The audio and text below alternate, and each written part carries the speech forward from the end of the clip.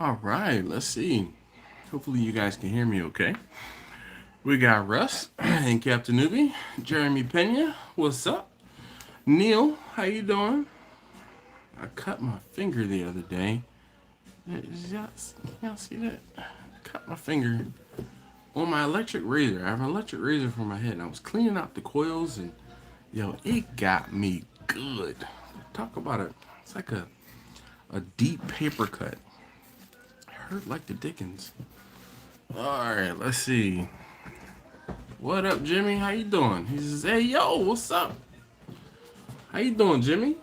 If y'all didn't see Jimmy's video, he did a porchetta last week. That looked pretty good. It wasn't, there's some things he could have done differently, but he did a pretty good job. Fantastic. And actually, he took a single pork belly and cooked his pork bellies in two different methodologies, two different ways, and it turned out phenomenal. Let's see here. Get logged into my computer here so that I can monitor and make sure that my come on.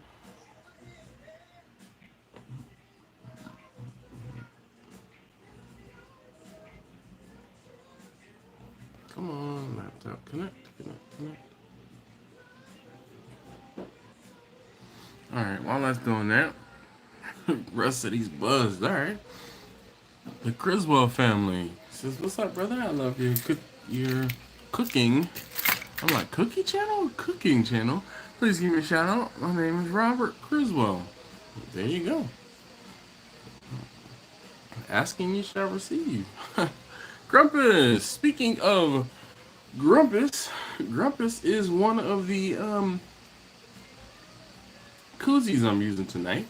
So kind of chill night tonight. Just not drinking anything and not going hard. Cause when I go too hard, that's when I start doing the Y word. And just thinking about it, talking about it. There it is. All right, so let's finally we got the connection here, and all right, let's monitor that. So let's see. Jimmy's just trying to mimic my mentor. All right, look at this. This is like right on cue. We got Crimson Creek. Look, they are another. This is another one of my brothers in barbecue. So tonight, I have an energy drink and I have a couple beers. So Jamie's here. She says Wednesday night, and I'm in my spot. Hey, yo, Dash. We just can't hibernate in the cold. Can't we just hibernate in the cold? That's kind of what I feel like I'm doing now. I have not put out a video in a few weeks. Cooking video, that is. I feel like after 30 straight days of videos, y'all can do without seeing my face for a couple weeks.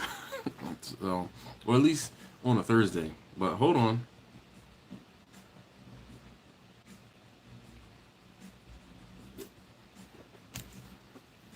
Cheers to the energy drink.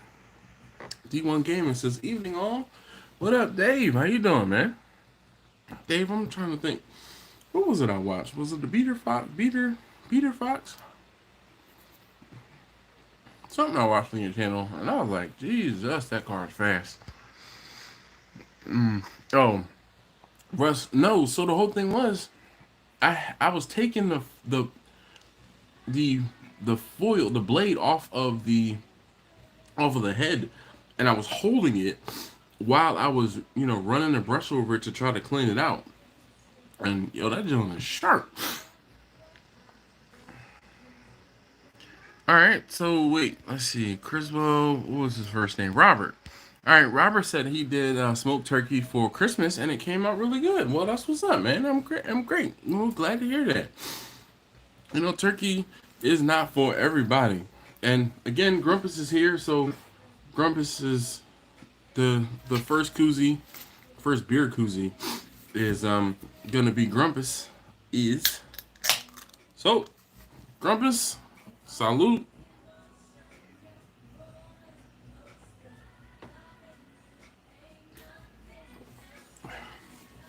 Look, Grumpus is so good. There you go. Take a screenshot. If you don't know who Grumpus is, take a screenshot of that right there, and then go out to his channel and check him out. Darnell, I know whenever Darnell gets here, I owe him a Grumpus care package. And I think it was Grumpus that I think it was Darnell. Somebody in my Instagram DMs sent me a message a couple weeks ago, and I said I was going to get this out to him. I haven't been myself in the past couple weeks, so I will be getting on that. I actually have some other packages I'm going to be sending out soon. Sean, Al from Eat More Vegans, what's going on? Let's see. Did I miss Kent? Did Kent come in here?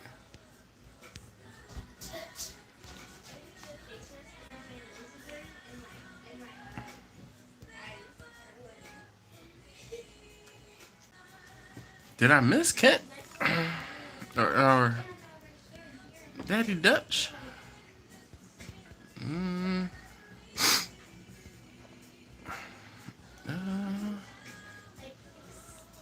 Alright, so Al's here. I guess Mr. Borai? Let's see, keep doing what you're doing, bud. Great content, and I learned quite a bit. Thank you. No, thank you, sir, for watching. Sean is here. Sean has become my favorite my new favorite CPA. Robert from Criswell Family says, what is the biggest brisket to cook? I don't like to cook any briskets over 15 pounds. I feel like there's a point of diminishing returns. You cook a 17 or 18 pound brisket and you end up trimming more fat off of it. So you might as well have started with a 15 pound brisket, and then you wouldn't have to trim as much fat off of it, and you'll get about the same yield. Neil said he did an Italian meatballs last weekend. Just smoked them? Russ said, Grumpus is on a different level. Yeah, he is. Victor says, howdy y'all. Dash, if you haven't been yourself, who have you been? I have been a lesser form of myself. How about that, Victor? Alice's new grill coming in a few weeks. Dash, want to come back down and play on a Santa Maria. I don't know, man. We gotta get through the winter. I mean, I know it's warmer down there where you are, but we gotta warm up. Russ says, who does that? Yo, Sean says he appreciated it, man. Dude, I appreciate you. I'm learning some stuff that I mean, angles and things I never even thought of, man. I'm telling you, man, I'm gonna have to get with you to help me with my taxes. Russ says, Grumpus, who's that? Like a divorce? No. I just, a lesser form of myself, man. I just haven't been into it. Anything. Again, we got the energy drink being taken care of by Marcus at Crimson Creek Smokehouse in Austin. And then we have a newcomer. So I have two beers, right? And, this is one of the things I love about the winter. I have my suitcase sitting on the side of the house, so it's not taking up room in the refrigerator. So I just open up the door, grab 2 beers, come on back inside. And, I got my koozie here. So this koozie is brought to you by Saucy Bottom Barbecue, LLC. And what he has, and what I would ask you to do, is to go out to his website, check out the different sauces and seasonings he has, and tell him Dash sent you. He said he was going to set up some sort of coupon or discount code, but we have not talked about that just yet. But what I want you to do is go ahead out there and tell him, hey, check out the sauces, check out the seasonings, and say, hey, Dash sent me. He asked me to do a video for him towards the end of last year, and I haven't done any videos yet. But I figured I could at least talk him up. Again, there we go. Saucy Bottom Barbecue.com. So check him out.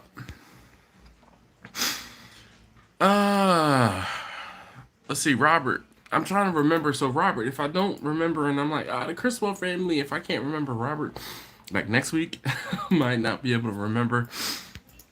He says, "What made you want to be a caterer? I watch your videos and I love them. Thank you so much." So I stumbled upon it, man. It just happened organically. I was selling. I was cooking food, doing barbecue, and I was giving food to my friends. And then some of my friends were like, "Hey, I'd pay you to cook this for me." And then I was cooking kind of the order for like small, like dinner, or like, "Hey, I want a rack of ribs," or "Can I get some brisket?" One of those type things. And then I started kind of not really taking orders, but I would cook and just say, "Hey, I have food left over," or "I have food," or I would cook food and then just give it to, not give it, but sell it to folks that I knew, and other things like that. It was just a word of mouth thing. And then some people started asking me to cater events for them, and I'm like, in the beginning, I'm like, I don't really know what. I'm like, wait a minute. All right, I'm sorry. Internet connection is acting a little wonky, so we get off the Wi-Fi and use the data. So, and then I found that I was making more money easier doing catering than I was with far less hassle with or than when I was selling food out of the trunk of my car, or cooking and having food left over for me to sell it to folks. So I was like, all right, you know what, I'm going to kind of lean into the catering aspect of this whole thing. And that's what it was. That's what I did. So, all right. So, Robert, I know you maybe have not been here doing a live stream before, but what I try to do is talk about the topic at hand for the first hour, and then we can talk about anything. Oh, I say almost, but we talk about anything in the second hour. So let's get going. Sean says it's cold in Houston. Yeah, shoot, it's cold in Baltimore. It. I'm trying to think. The last time I cooked. I made some poor man's burnt ends last.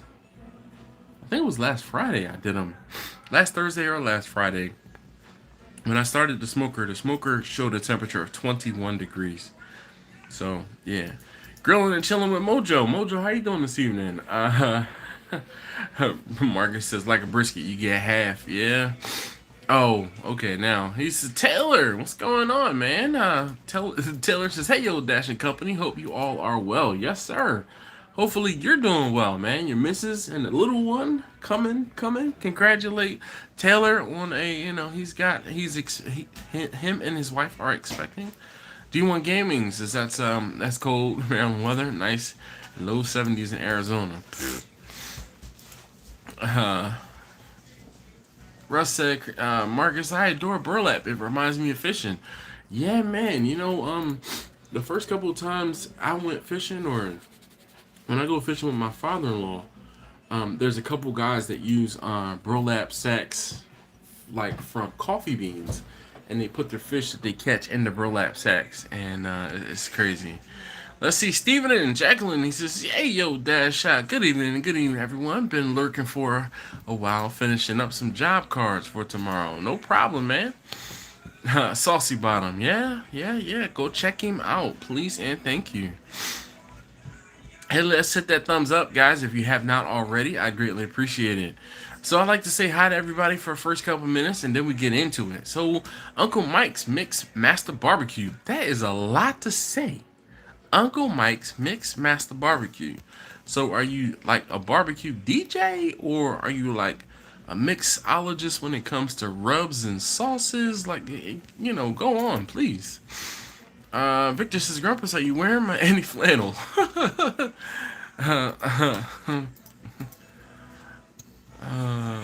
Marcus says, Dawn, you here? Dawn, who's that? Flannel 2. Flannel for 2 weeks. It's been cold here. Yeah, buddy. So, Grumpus, I feel like I have to talk to Grumpus when Grumpus wears flannel in the winter and Hawaiian shirts any other time when it's not cold.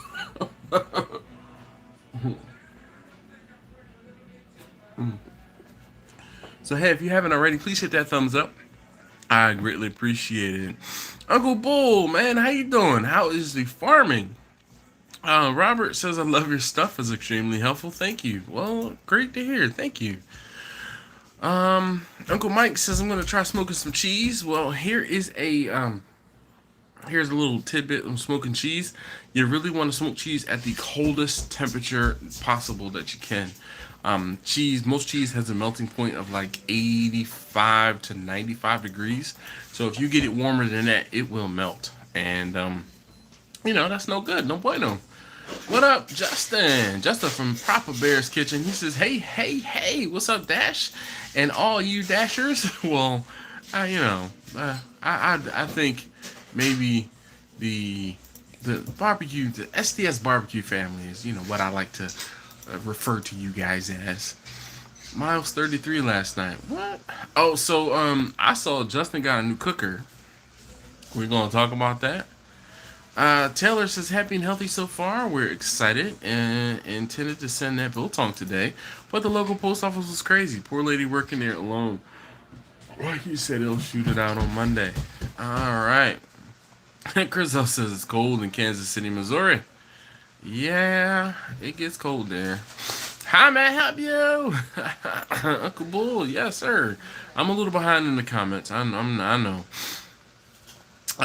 Justin said cooking in the cold. There's nothing I can add to this conversation. Justin is in SoCal, so he doesn't even know what cold really is. Look, it rains and they don't know what to do. Russ said I was in New York City today for lunch with my boss. All right. Dawn. Oh, Dawn. Dawn. Hey, Dawn, are you here? Dawn, you can say hi. Don't be intimidated.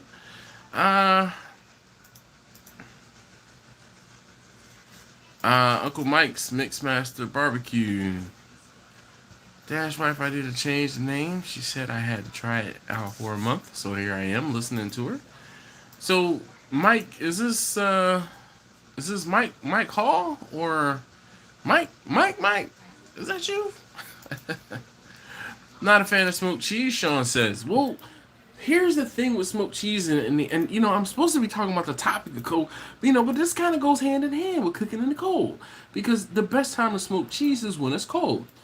Smoked cheese is one of those things where you smoke it, you wrap it up, you put it away, and you come back to it. When or if you try and eat the cheese, I feel like Bill Cosby here. If you try and eat cheese too soon, it's the smoke. It's like it has to meld with the cheese. When you smoke cheese, that smoke flavor is on the outside edge of the cheese, and what happens is that smoke flavor permeates the rest of the cheese and it dissipates a little bit. I felt like when I had cheese that was like freshly smoked, it was too much. It was too much, and I don't know. I think that might be part of the problem. When people smoke macaroni and cheese, the cheese flavor is a little, or the smoke flavor is a little too much, and sometimes it can be bitter or it can be overpowering. But you want to smoke cheese, wrap it up, vacuum seal it, and let it sit for at least a week, maybe even two, before you actually cut into it and do something with it.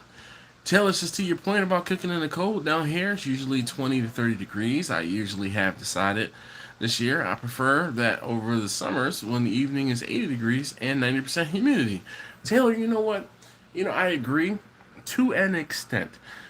I am lucky, and Taylor, you're pretty lucky where you kind of cook. You cook, or at least from some of your videos I've seen, you have an insulated smoker that you cook with. Excuse me, partially in your garage or like right at the edge of your garage, where I cook inside of my garages, and though all of my smokers aren't insulated, two of my big three smokers are, and it makes a really big difference. But I can tell when I'm using the biggest smoker, Bessie, in the cold, like I'm chugging logs into, or chugging splits into the cooker, like I'm shoveling coal on a locomotive. It's almost constant. I feel like, where during the summer I could put two splits in an hour. During the winter I'm putting a split in every, or 2 splits in every, 30 minutes to 45 minutes. So it cooks, it does use a little bit more fuel. But to be completely honest, it as long as it's getting the job done, I won't say I don't care, but it's just it's going to use more fuel. Russ says, this is a good bacon make. Oh, this is good bacon making weather. All right. Taylor says, way easier to motivate myself outside when it's colder than when it's warmer. All right, Dawn, how you doing? Well, long time. Glad to see you here. Thank you for joining us.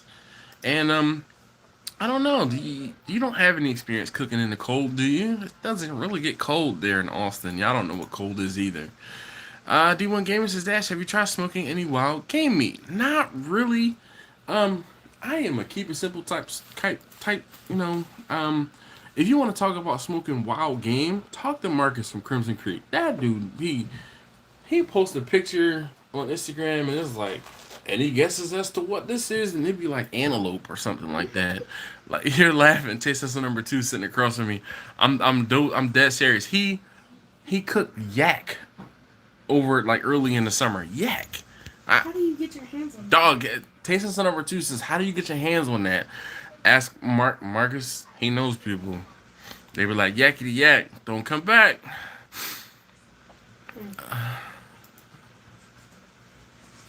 Here equals Birmingham, Alabama for me. No, Taylor, I remember that you're in Alabama.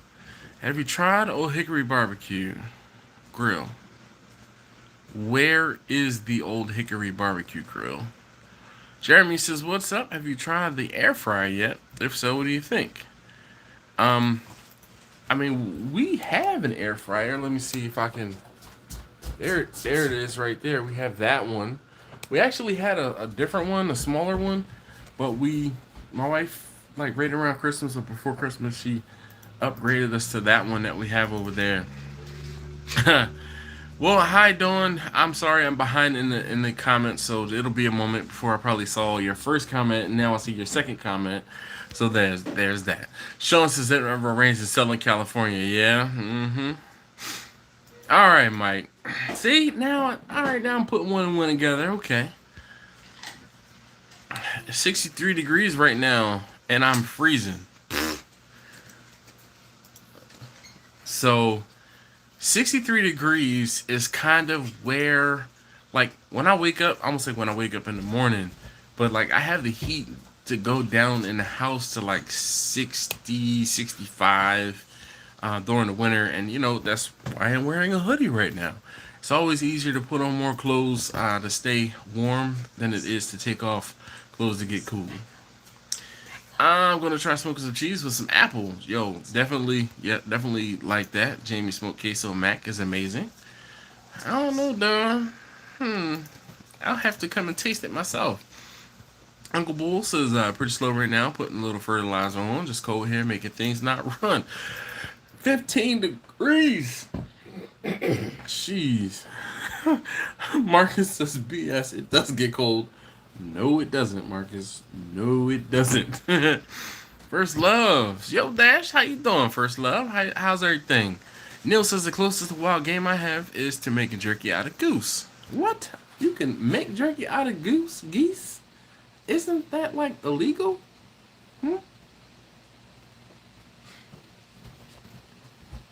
Speaking of geese, Monday afternoon I was leaving work, and there's like a gaggle of geese that are in the area of my job, and I was like headed to the highway, and there was probably a dozen geese, and they're just walking on the road, and I'm like, what the hell are these cars like doing? Stop!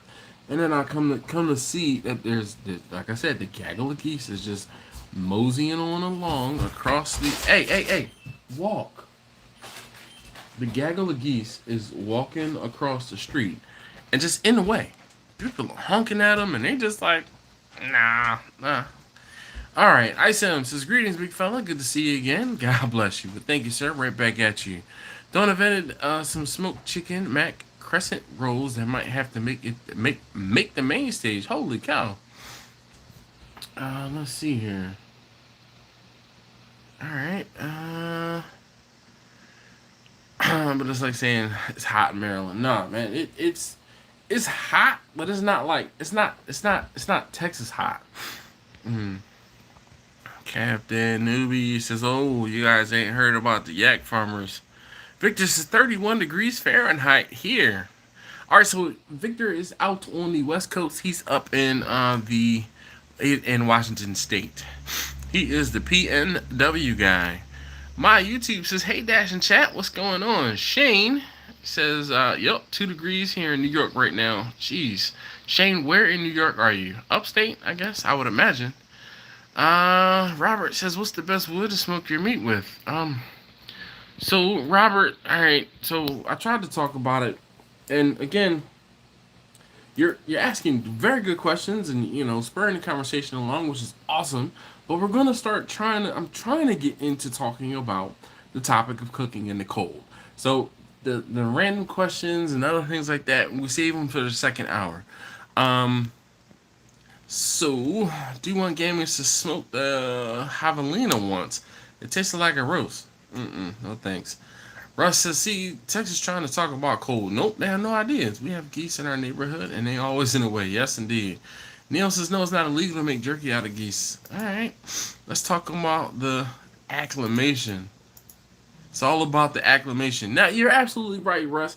So, I go outside in the mornings, and you know what? It's cold. Like this morning, I went into work, and it was like 20 degrees out, and I wore just a straight hoodie. Now, did I feel the cold on my bare arms? Because it's like I said, just a hoodie, no long sleeve t-shirt or anything underneath. Yes, I did, and I scurried my butt into the building. But I have heat in my car, so I wasn't very worried about it. But if I'm going to be out in the cold for an extended period of time, like if I'm going to be out cooking, I will put on multiple layers. I will have on a long sleeve t-shirt or like a long sleeve thermal or something along those lines, as well as a hoodie, and then I will also have on like a insulated, another jacket that I'll put on if I'm going to be outside in the cold. And then I also wear fleece lined pants for to keep my legs warm, because if I'm sitting outside by the fire for an hour, 2 hours, or going back and forth in between, look, I'm not invincible any longer. And if I'm going to be out in the cold, I need to prepare for it, because nothing says stupidity like getting sick. I've been there, done that. Mike says it was 7 degrees when I parked this afternoon in Three Forks, Montana. Jeez. Grumpy says 45 degrees in Houston. That's cold for here. He said, "I hate it." Victor says the Great Pacific Northwest. Yeah. Robert, D1, let's say originally from the Midwest, Chicago, living up in Arizona. He says, "And do not miss the 30 below cold." Yeah. Neil says it was cold this weekend. I thought we should have polar bears walking around. Whatever. Shane says Central New York. Okay.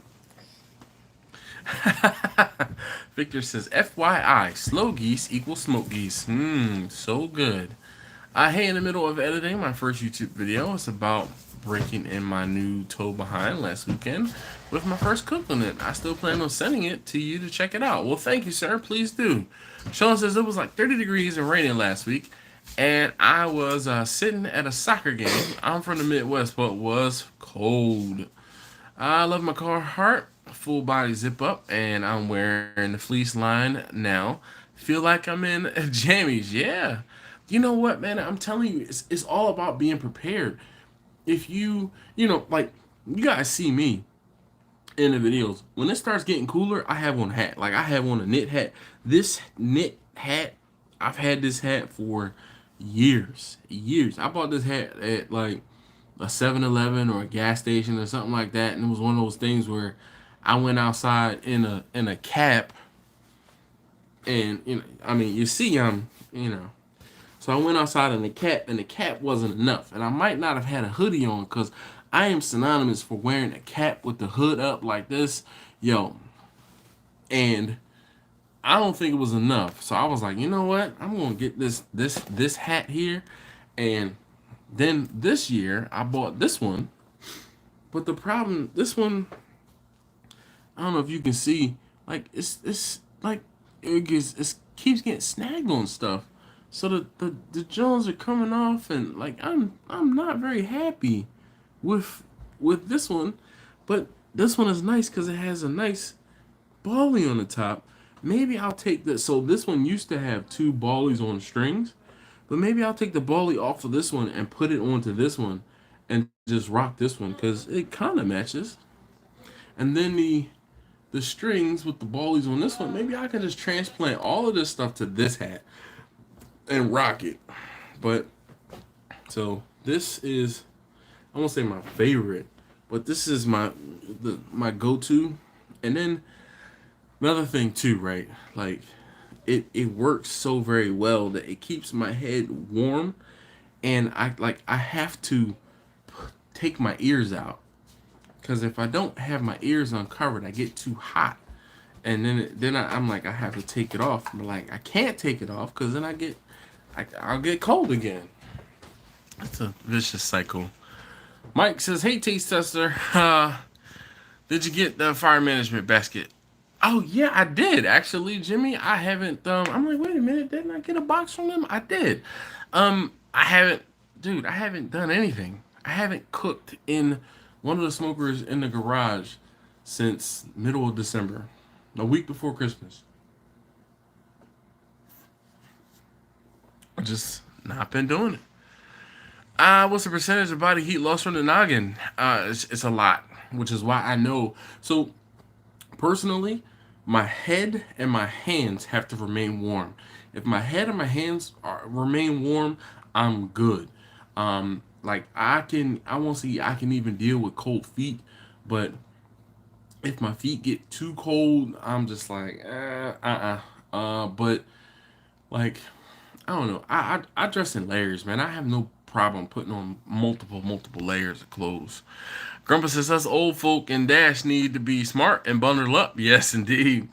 Neil says, what makes you decide to start doing live chats? I don't even know why I started doing a live chat. It was just one of those things where I think it was one of those things that was available, and I was like, all right, I'll do it, and we'll just talk, and then it just became a thing.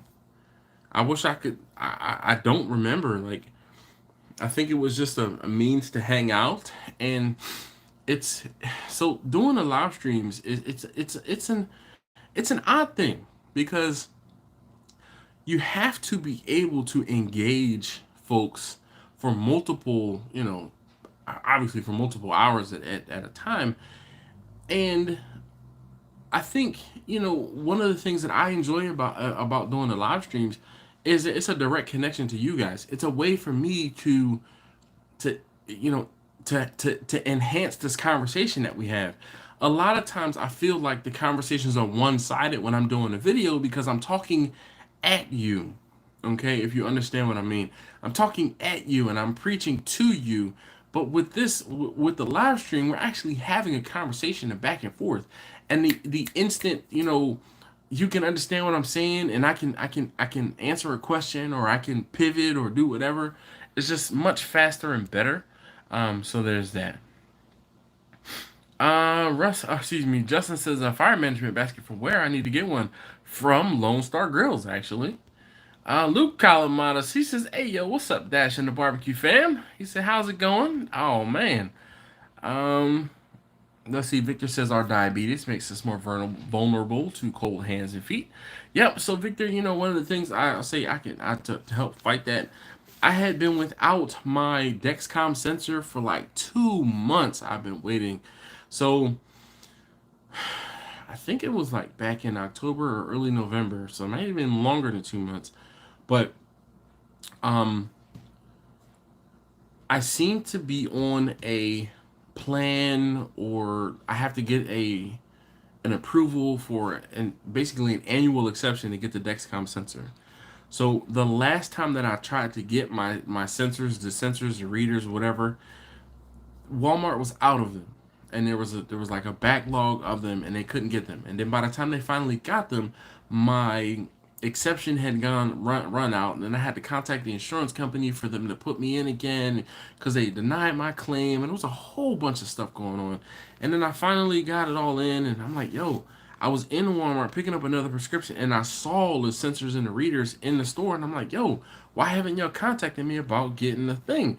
And they're like, oh, you don't have a prescription anymore. I'm like, yes, I do. I'm like, you know what? Forget this. Just call my doctor and get a refill, whatever. So they did, and finally I got the Dexcom refill. But I've been without it.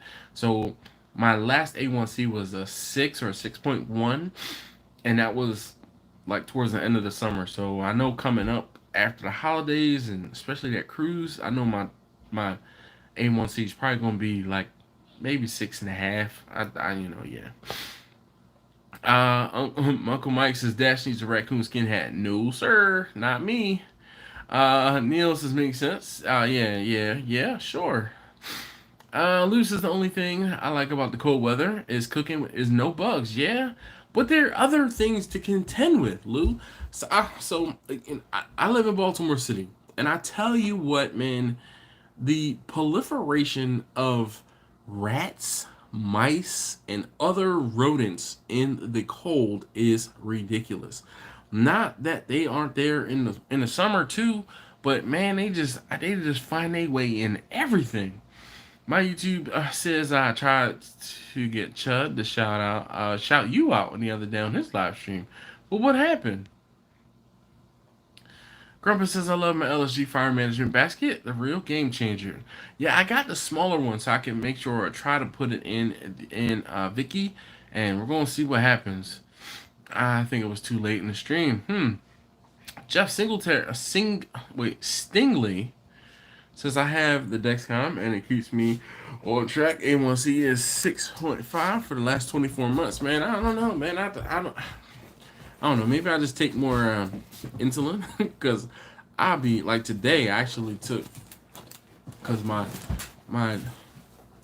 number this morning was like in the 120s. I like it to be under 100, like in the morning. So I'd up my insulin just a little bit. Grandpa said that basket reduced my wood usage by about 30%. Nice. Yeah, health and insurance went up. Woo-hoo. Joey, the square table degenerate. He says they canceled school tomorrow in Cleveland. Yeah. Dude, so whatever snow you guys are getting tomorrow, we're probably gonna get it on Friday or Friday into Saturday. Joey says, sup everyone? Shane said I'm a welder by trade. I'm considering building a fuel drum smoker. Do you have any advice on them? I'm telling you, the fuel drum smokers are good to start in, but they're not sustainable. You're gonna burn it out. So yeah. Neil says you need to call an exterminator. I have an exterminator. I'm gonna say I have one on. I won't say retainer, but they come like quarterly, and it doesn't matter. It doesn't matter. The rodents, all type, spiders, rodents, raccoons, foxes, deer. It's just all types of stuff. Robert says y'all better give a thumbs up because there are more than 12 people on the stream. Well, thank you so very much, Robert. I appreciate that. I get into the conversation and I forget to remind folks to give me a thumbs up. But really, really, it does help. It really does make me feel better about doing these live streams. It helps my channel and it helps these live streams. So if you could please hit that thumbs up, I'd greatly appreciate it. So what other things do you guys do or have you had to do when cooking in the cold? And I know that this doesn't apply to everybody, but this is one of those things that's near and dear to my heart because, man, I've been out there in the cold having to cook, and it sucks sometimes, man. It just sucks. But you know what? On the converse, cooking when it's too damn hot sucks too. I don't know. What would you rather do? Cook in the cold or cook in the heat? Mike says you need a big tomcat. Not so funny enough. Baltimore City actually released feral cats into the city to help quell the rat population. Some of you guys who have been around for a while have heard me talk about the rats and the feral cats in Baltimore City to help with that. They even have like almost like a foster program or a foster feral cat program more or less that people can get a stipend to feed the feral cats to help again with the rat population. No bull. No bull. Laura, she says, "Hey Dash and all, I will be in and out. Major packing. All right." Shane said, "That's what I was worried about. Thank you." Yeah, no problem. Yeah, man, Shane. I mean, I would love to. I won't say lie to you, but it's just All right, so let's see. I missed. Kurt Flow dollars. He says, "Salute, big bro. Checking in from North Carolina. Nothing like grilling in the cold, barbecue nature." Yeah, man. Neil says, "That's what I do for a living. If I can help you out, I will." Oh, an exterminator. Okay. I missed a couple messages here. All right. Mike says, "I look forward to the live stream and get to learn more." What else? What's up, man? Grumpus is cooking the heat. He prefers cooking the heat. All right, Uncle Bulls is 35 watching. 35 thumbs up. Yeah, let's get it.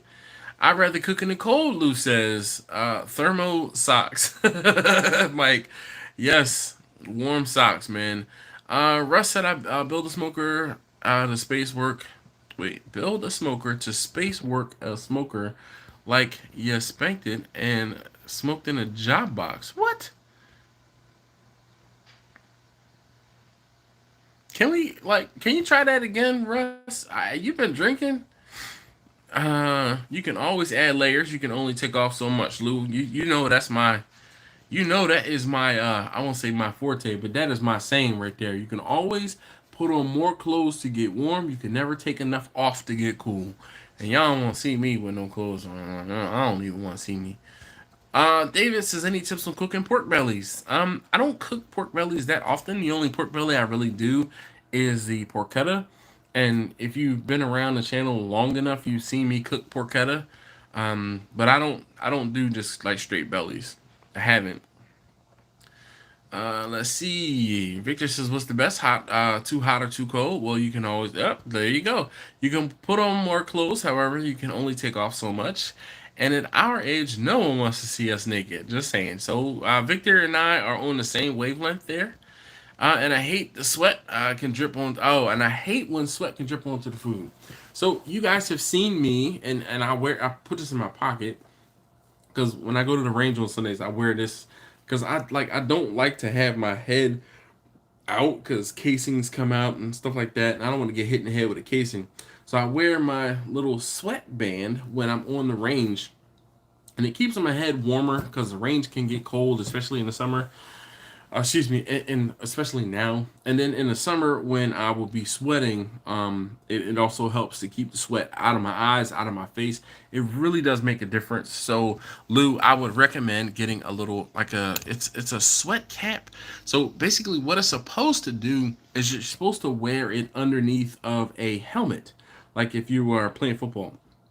So it is you're supposed to wet it and it helps you stay cool, but it just helps to keep the sweat out of my eyes during the summer and obviously keep my head warmer in the winter. Kurt Flo says having to keep food up to temperature, holding back up.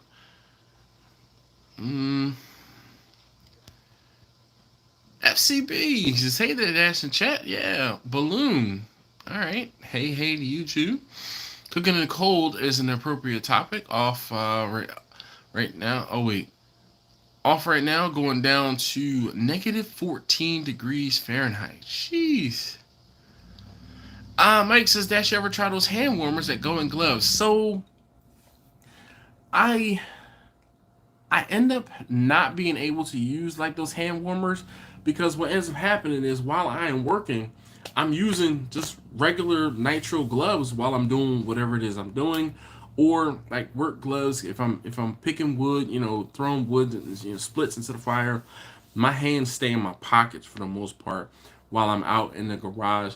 I do have, and they're in the car. I have a pair of like runner's gloves that I've been wearing so far this winter, and they're just like thin gloves, but they have been helping for when I am like getting in my car. I drive a diesel Volkswagen, And those of you who drive diesels know that they take a while to warm up. So I could be like 10-15 minutes into my commute before the car starts putting out heat. And I just wear gloves just to keep my hands warm. And then, it works. Grandpa says I'm mostly low and slow, smoking in the summer, hot and fast over live fire in the cold. Which, makes sense, man. I built a smoker to space. Work a smoker like you spank. Yeah. Sean says I'd rather cook in the heat, but both equally suck, to be honest. He says, give me 75 degrees. There you go, Sean. Give me the spring, give me the fall. Perfect. Perfect, perfect, perfect. There's nothing like waking up in the morning and having to wear a hoodie and pants, and then like, keeping a t-shirt on underneath your hoodie, and then being able to take the hoodie off in the afternoon. Those are like the perfect days. And then you just kind of keep that hoodie around for when the sun goes down and it's just starts to get cooler. But then at the same time, it's like, all right, well, maybe I'll just be able to get a little closer to the fire. So those are good too. But I tell you what, man, there have been times like, one of those. So I talk about why I wear so many clothes now. I got sick, like really sick one Thanksgiving. It was so cold, like it was in the teens, and I cooked outside at the smoker for 2 days straight. I cooked like 20 turkeys that year, and it was miserable cold, and I was sick from Thanksgiving all the way to New Year's. So I smoked in a Joe box. Okay, FCBs is low and slow year round. Yeah, a Joe box is one of those tool boxes, like a job site box, um, that you would use either in the back of a pickup truck, or like it's just a big old chest, more or less. Unless you use bandages, less tan line, but I'm assuming the cops be called. No, no, no. I enjoy a little antifreeze while cooking in the cold. So Grumpus, my take on that, man. I don't drink anymore. I try not to drink very much while I'm cooking. I have asked me how I know. Like I have fallen asleep on the job, and nope, nope, nope. Learned my lesson one too many times.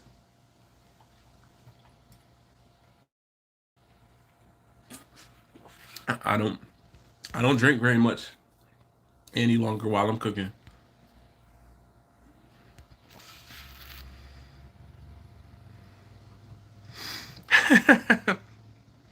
Darnell, I was talking about you earlier. I still have your Grumpus kit. I think it was you who won it, or you just wanted some stickers or something. But I gotta send. There's two of you. I gotta send stuff out. Lou, I appreciate that. Darnell, hopefully all is well. Grumpus says, but a cooler full of heat be gone. Can't be beat in the summer. Yeah, that's what you. So, Grumpus, I'll be completely honest with you. I will drink more in the summer because I know I'm sweating it out than I will in the winter. Because I know that liquid antifreeze, it hits you harder in the winter, and it can be detrimental to you in the winter. People say, oh, all the time, I drink it to warm up, and I drink it to, but alcohol really thins your blood, so it's counterintuitive. You think it's doing one thing, but it's really not. But let's take a little bit of a break here, and uh, this second beer tonight again was being brought to you by Saucy Bottom Barbecue. So if you could check out his website, saucybottombarbecue.com. He has some sauces, some seasonings. He sent me a sample pack. Oh yeah, turn it the right way. I'm looking at the feed here. He sent me some sauces and some seasonings, and so far, what I've tried, not complaining. But what I want you guys to do, what I would like for you guys to do, is go out to the website, check him out, tell him I sent you, maybe order something. All right. Uh, Mike says it takes an hour for his semi to heat up. Yeah, shoot. Darnell says make sure you follow Steven's channel. Yes, indeed. FCB says nothing like a cold beer when it's cold raw. Yep. Neil says it doesn't matter to me, cold or hot. I enjoy it. What tricks do you use to get the cooker up to temp in the cold days? Blankets, torches, electric heater?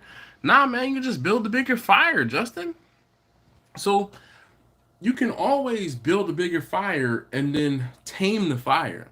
You don't really want to build a smaller fire and then like have to wait for it to come up to temperature.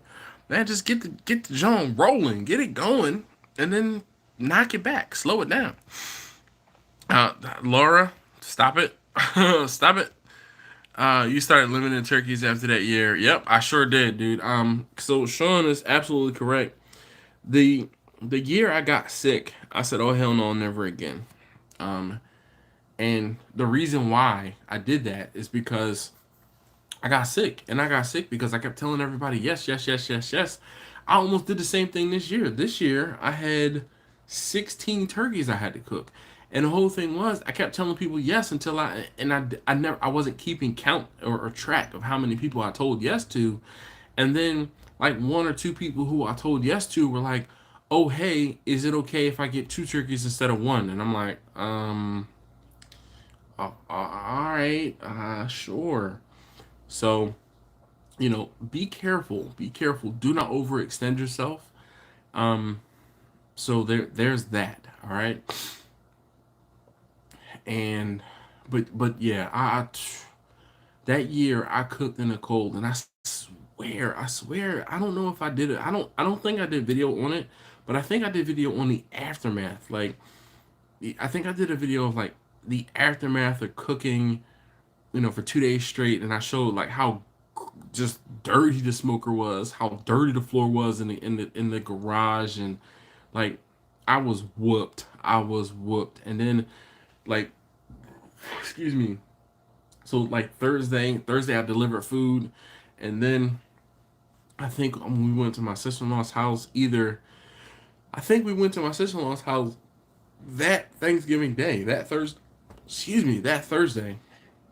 And I was so tired. My wife drove up to my sister-in-law's house, and like I always drive, and I was so tired that I took a nap on the way up to my sister-in-law's house, and we fried turkeys at my sister-in-law's house, or I fried turkeys at my sister-in-law's house, and that was like it. Like that Sunday, I was like Saturday, Sunday, I was spent. I was like, all right, I'm coming down with something, and I was like, okay, got a little cold, okay, and I like to the point where I was coughing and my throat was sore, and like a week or two later, like I went to the doctor, and I'm like, yo, I need to go to the doctor. This cold is not going away. I go to the doctor, and like, oh, we think you have strep. So they gave me antibiotics for strep throat. So I'm like, all right, take the antibiotics, and I get better for a couple days, and then boom, it comes back, and I'm like, yo, something is wrong. And by this time, it's about Christmas. So I go back to the doctor like the week of Christmas, and he's like, no, you know what? Maybe it's not strep. You know what? We're gonna do some more tests, and so he's like, I think you have bronchitis. So he's like, all right, we'll give you a different antibiotic, and that was what it was. So it ended up being like I took another antibiotic for a couple days, and right before New Year's, was when I finally started feeling better after taking a second round of antibiotics, stronger antibiotics. And I mean, I was like, never again am I killing myself like doing all of that cooking. So I said, well, what is the maximum number of cooker turkeys I can fit in Bessie? And I figured out 16. So I said, oh, I'm never cooking more than 16 turkeys in a year again. And that was it. Johnny is here. View to a grill. How you doing this evening, sir? SCB says, hey there, Steven. I love the new video today. Yo, yes, I did too. I'm like, maybe I see one of the things that you guys, it's so crazy. The things that you can get different places around the country and around the world, I can't get pork shoulder steaks like you guys can get pork shoulder steaks. It's just not something I see and or get around here. Like there's no place where I can get pork shoulder steaks. So if I see some, I have to get some, and maybe I can try to cook that thing that Steven did for my family. Johnny says, hello, everyone. Let's see. Victor says those hand warmers work great. Just slip them under the glove in the back of the hand. Really helps stay warm. finishing fishing in the winter months. Of course, I still have my propane heater in the boat also. Well, that's dangerous, but do what you got to do. I run a 6-inch propane burner in my firebox during the winter. Okay. Let's see. Let's see. Ken, oh man, how you doing? Been a minute. Conrad's is one of my favorite times with the stick burner is in the cold, crisp air that smells hard to beat. Yes, indeed. I intentionally grilled last winter when it was negative 26 degrees here in Minnesota. I'm that crazy neighbor. Yeah, Conrad, you're not just the crazy neighbor. You're just that crazy. There is a point. But I say the same thing. But like I said, I started out talking about earlier about how I started the smoker last week and it showed 21 degrees on the dial. So yeah, if you have a saucy bottom, might need some help. Oh, might need some help. FCB says my sister-in-law has heated jacket. She swears by it. Yeah, so FCB, I have a buddy that is an electrician, and he's the Milwaukee guy, and I'm the DeWalt guy. And he's like, yo, he has at least one, if not more than one, battery operated, like heated, like either a heated vest or a heated jacket. Also, I had friends who ride motorcycles, and same thing, heated vest, heated equipment, heated gloves, heated gauntlet gloves. Dog, I mean, or heated grips. Man, talk about some living. So no, Justin, it's not really sponsored. He sent me some sauce and stuff like that, and I'm just saying, I'm shouting him out because he sent me the sauces and stuff like that. Hey, Steven, thank you very much. He put a link to Saucy Bottom Barbecue's website for me. Appreciate you, sir. Ken says since my firebox hangs off the side of the smoker, we just put chairs around it and have some drinks. Yes, indeed. Nothing wrong with that. I know I sit closer to the firebox in the winter than I do in the summer. That's for daggone sure. Daggone sure. Hernell says I'm on a campaign to get Steven some more subscriber. He definitely should be further along. Go support him. Yo, I totally agree. And Steven, please plug your own channel. How about that? Jimmy says, Laura, did you mean to send me snow? FCB says Steven's videos are fire. So I'm telling you, Steven, I'm telling you, one of the things your videos, I don't want to say are lacking, but it's just different, is a little personal touch. People want to see, I feel like people want to see who they are watching. And I know that's a little bit difficult for you. Might not 100% be comfortable on camera, but your videos are fire, and it's so tasty. Jacqueline, every time she gets me, every time, and it was so tasty. Horrible Trinity accent, I know, but yeah. Laura says we had snow a bit at a time every day. I fly out Monday. It's the snow again. Oh yeah. SCB says his video from today got me down in the rabbit hole of what Trinidad cooking butter was. Yo, I looked the stuff up too. I looked it up too. I looked it up too. Cleo says, dude, when are you going to film more videos of cooking? So Cleo, like my friend Cleo, or Cleo, just some random Cleo? Like, do I know you, Cleo, or are you, just a subscriber? So the whole thing, Cleo, is this: one, it's been very cold, and I have just not been. I won't say not been feeling it. I really haven't been. With trying to do all the things I did for December to get the videos out. I put out 31 videos in the span of a month, and that was a major undertaking. And I just haven't. I really haven't been motivated to cook anything.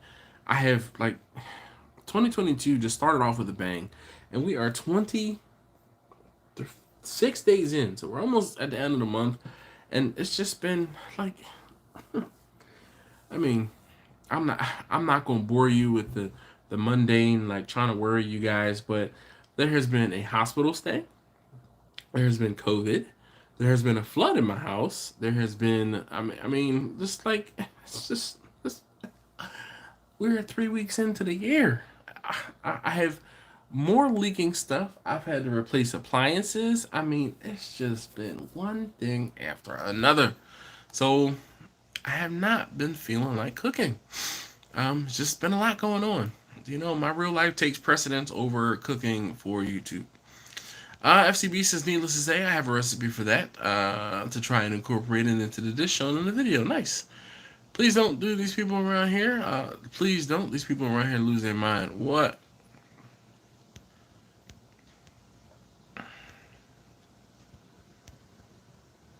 Oh, Russ said I sent a picture of his job box. Oh, so did you send it on Instagram? Maybe I'll be able to check it out later. Ken says, I've been doing good, just taking care of the family. Wife, father has dementia, and it's taking up much of our time. Shoot, man, God bless you. Laura says, now I can get into fishing, hunting again. Nice. Neil says, Milwaukee all the way. Get out of here.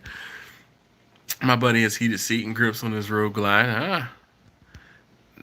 Neil says, hey, how are you? I'm good, I'm good. Sean says, getting on camera is tough. Yep. We're talking about cooking with Steven and Jacqueline. There you go. Steven posted his channel right there, so go check it out. Victor said, Dash, the propane heater we use on a boat are sporting heaters and built for use in boats. Oh, they're very safe and can also be used as cookers. Fresh hot coffee in the boat. Nice. Sean says he sub. I'll check it out. Nice. Thanks, brother, and everyone for the shout out. Dude, like, I've been saying for years now that Steven is like the rock star. He is a unsung hero of especially live streams.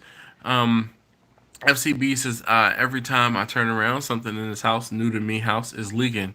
Dude, I mean, I just so I replaced the dishwasher. You know, I you know, the supply line for the dishwasher. There's a shut off, right? Turn the shut off. The shut off doesn't actually shut it off. You know, my house is old, so I just that you know what that means. I have to work fast and keep the supply line in a bucket or a container so it's capturing the water.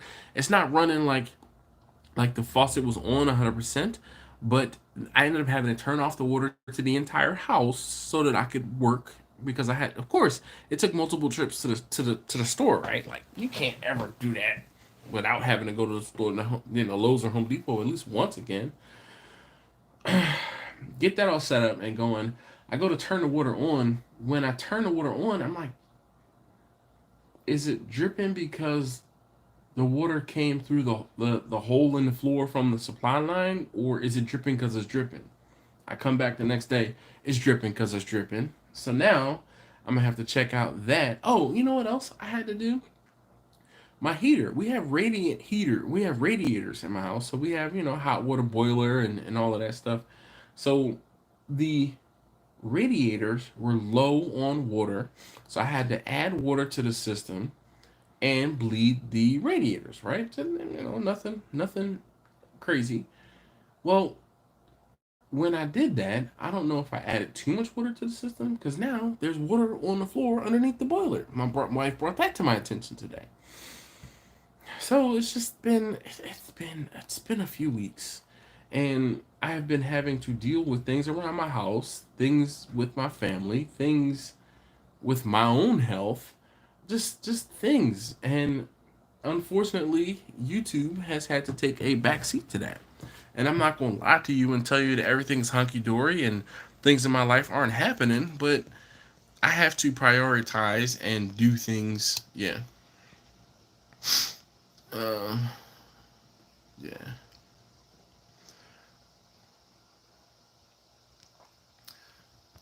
Uncle Bull says he doesn't know what happened. He was subbed to you. Just hit the link and resub. Don't know how it got unsubbed.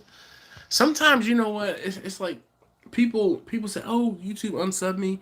You can actually hit that unsubscribe button sometimes by mistake. I know I've hit it, and if you're not paying attention, you can unsub from somebody's channel. Russ is just writing down funny thoughts down. Could be comedy or could be evidence. Yeah.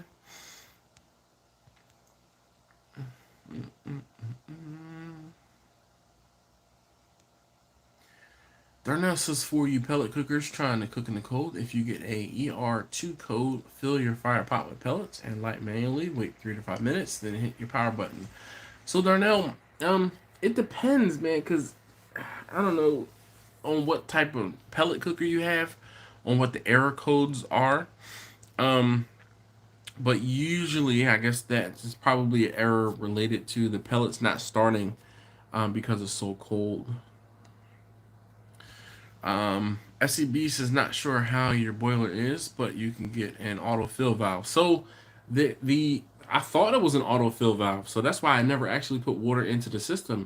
But what I ended up doing was I went on YouTube, YouTube University, and I was like, all right, what am I doing wrong, basically? And I saw that there's a little like a shutter fill valve. So I was like, all right, I added water to the system and then went and bled all of the radiators. So, I mean, yeah, it worked out. Kent, what's going on? How you doing this evening? I thought you came in here earlier. Someone mentioned your name, but you weren't here. Neil, Steven says barbecue. Neil, the problem by me is it's noisy. So I got to do voiceovers, but I hang out on the live streams occasionally, and you see me if you do a mail call video. Yeah, yeah. Hey, thanks, Steven. I wonder, like.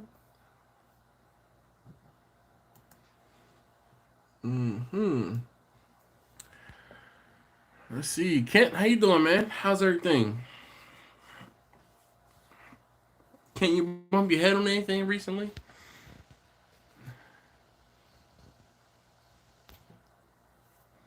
All right, so Darnell, yeah, he says the ER2 code is ignition.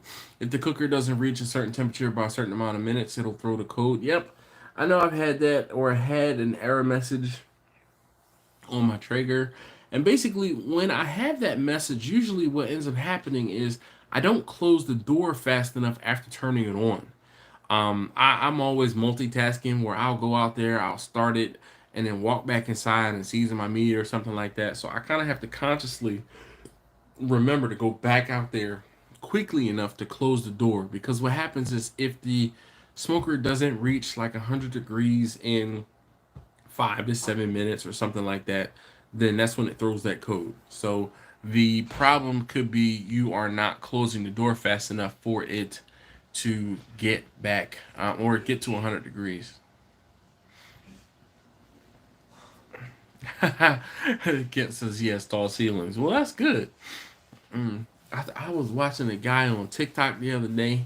He was talking about how he's 6'9" and like he stood up next to a door jamb, and I was like, damn, this dude. He said there are times, night buddy. He said there are times when he just forgets, and he said there's nothing like waking up in the middle of the night, having to go to the bathroom, and you bop your head. He said he don't go back to sleep after that. I was cracking up. I usually fill in my pot first, helps out a lot. Yeah. Oh, okay. Robert says the dripping is usually caused by mineral buildup in our faucets. Yes. Robert, again, my house is so old. Like, oh my gosh. I don't, and there's, like, I can show you a picture of the mineral deposits that are just backed up and like showing around all the, I know what I'm going to have to do. I know I'm going to have to do some plumbing this weekend. And I have to, so not only do I have to cut off the supply line, put a new shut off there. I then have to put another piece of pipe to run to the supply line that's going up. Oh my god, I'm just. Then I also have to, at the back of my house, because a few years ago the spigot for the hose that runs off the back of the house, that one broke in the winter. And I just, like, it's been a year, maybe 2 years, and I just haven't fixed it because I'm like, I'm tired of doing it. It's like, I'm just like, nope, not gonna do it. So it is what it is. That also has to be fixed.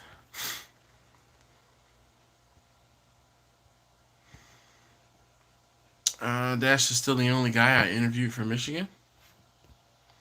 Ever see those outdoor wood burner heaters that pump water? Yes, I have actually.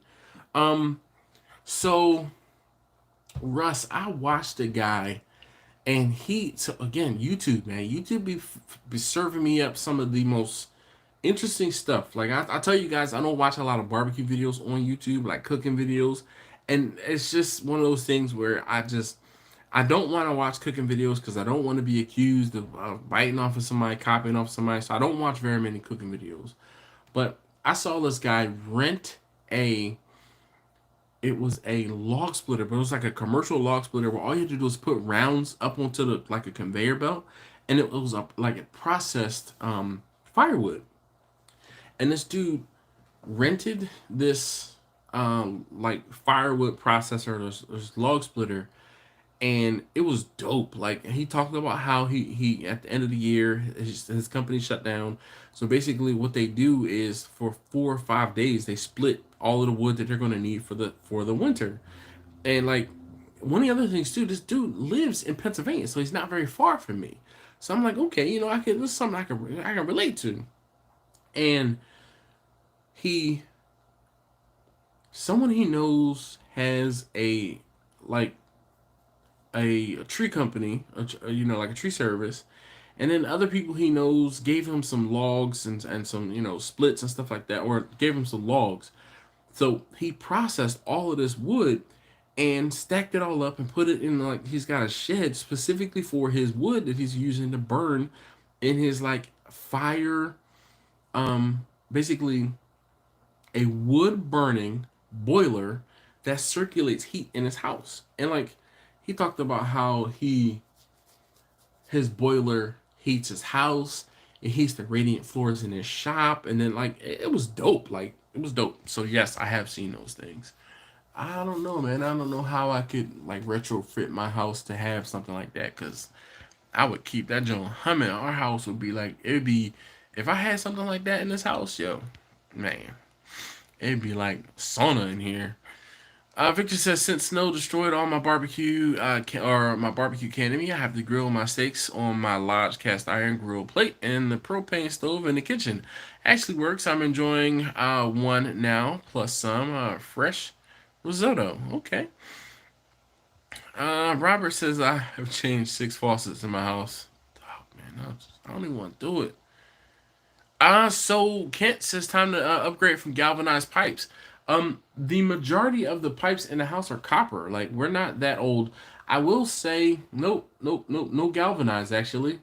Um, the the here, those are the radiant heaters or the radiator pipes. They're black iron.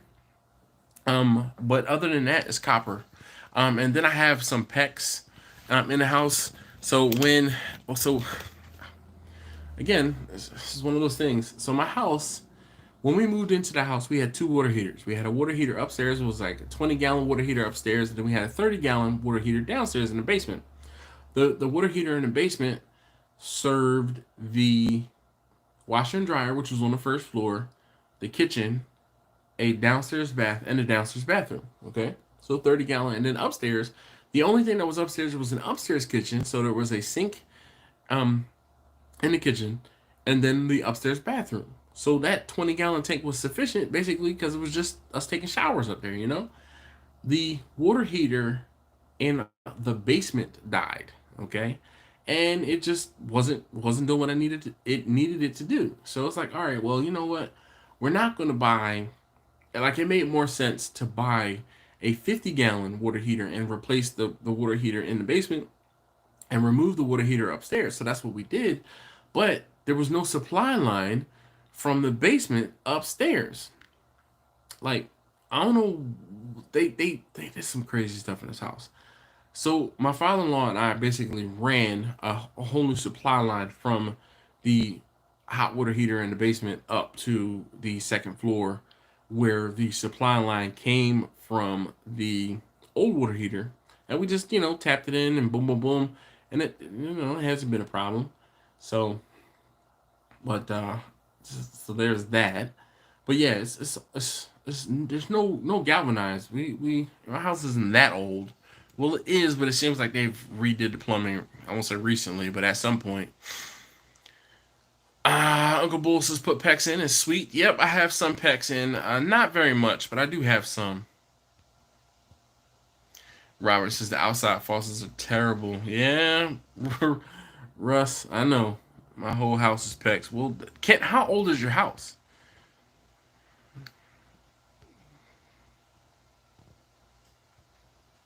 Uncle Bull says he's switching to PEX.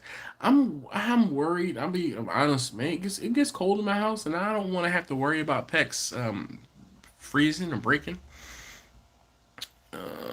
What procedures there, processes there, amazing. Yeah.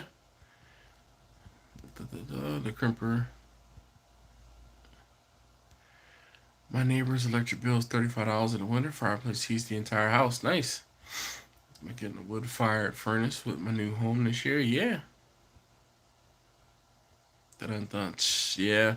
My neighbor has a wood-burning boiler for heat. You can hear him splitting wood almost every day. Yes, indeed. 35 years, huh? Well, Kent, man, I don't know. I wish my house is old, and I it would be nice if I could redo the whole plumbing system, but I mean, like, oh man, dude, like, okay. So I was talking about my house, the upstairs. Oh, I didn't tell you, I had a flood in the house.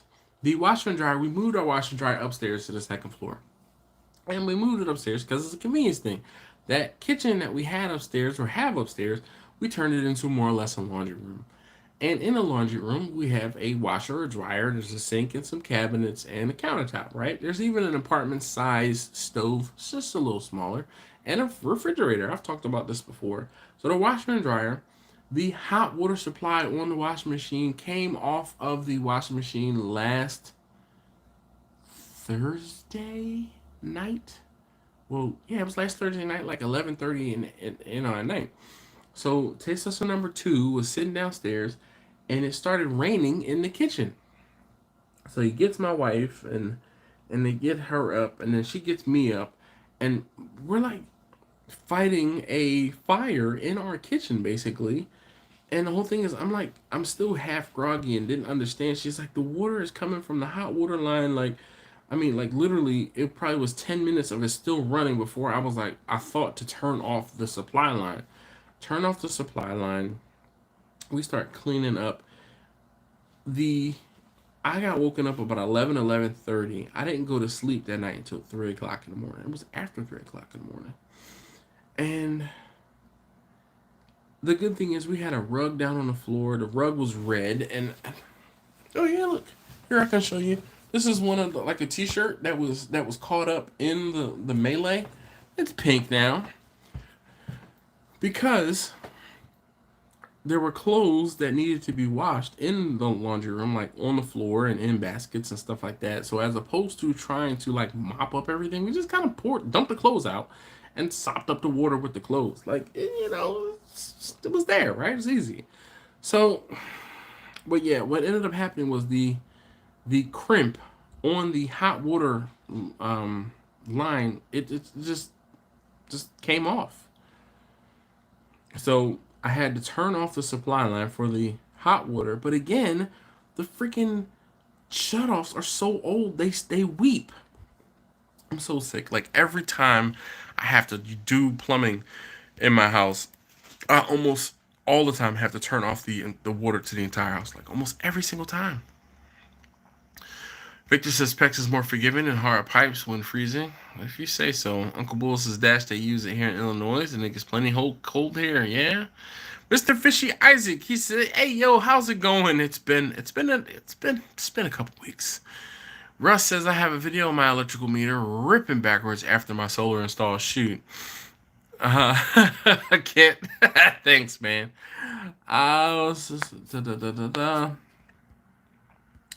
Yes, indeed. So I like. You gotta crimp them perpendicular. Yeah, Russ. Dude, it's like, so as I have had to replace the shutoffs around my house, I have been going with like the straight on like 90 degree, yeah, 90 degree shutoff valves, and like as opposed to the turn dial ones, they're failing. They're failing. But like I said, it's like almost every single time I have to do any plumbing in the house, I have to yell to one of my kids, turn the water off in the house. And then I have to usually turn the water off in the house. Then I end up having to make a trip to Lowe's or Home Depot to get another piece of plumbing or get another fitting or something like that. Okay, yeah, Russ, it's quarter turn. Yeah. So when I replaced the spigot on the outside of my house, on the side of the house, I changed it to a quarter turn. And like I said, every other one around the house, as I'm replacing them, I am changing them all. Yep. Ball valves, gate valves. Yep. So I like ball valves too because it's a straight, like you can easily see when it's on or off like from a distance, but sometimes they too are not the absolute best.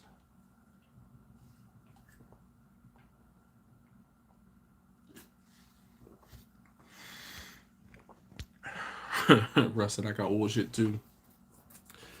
Yeah, buddy. Like I said, every time, every time I have to do plumbing in my house, like I just dread it. So, oh, I'm trying to think. What was the last major thing that I did? I had to replace the toilet in the downstairs bathroom, and I felt like I was beat up after up and down, up and down, up and down, like man, breaking the. I just, mm-mm-mm.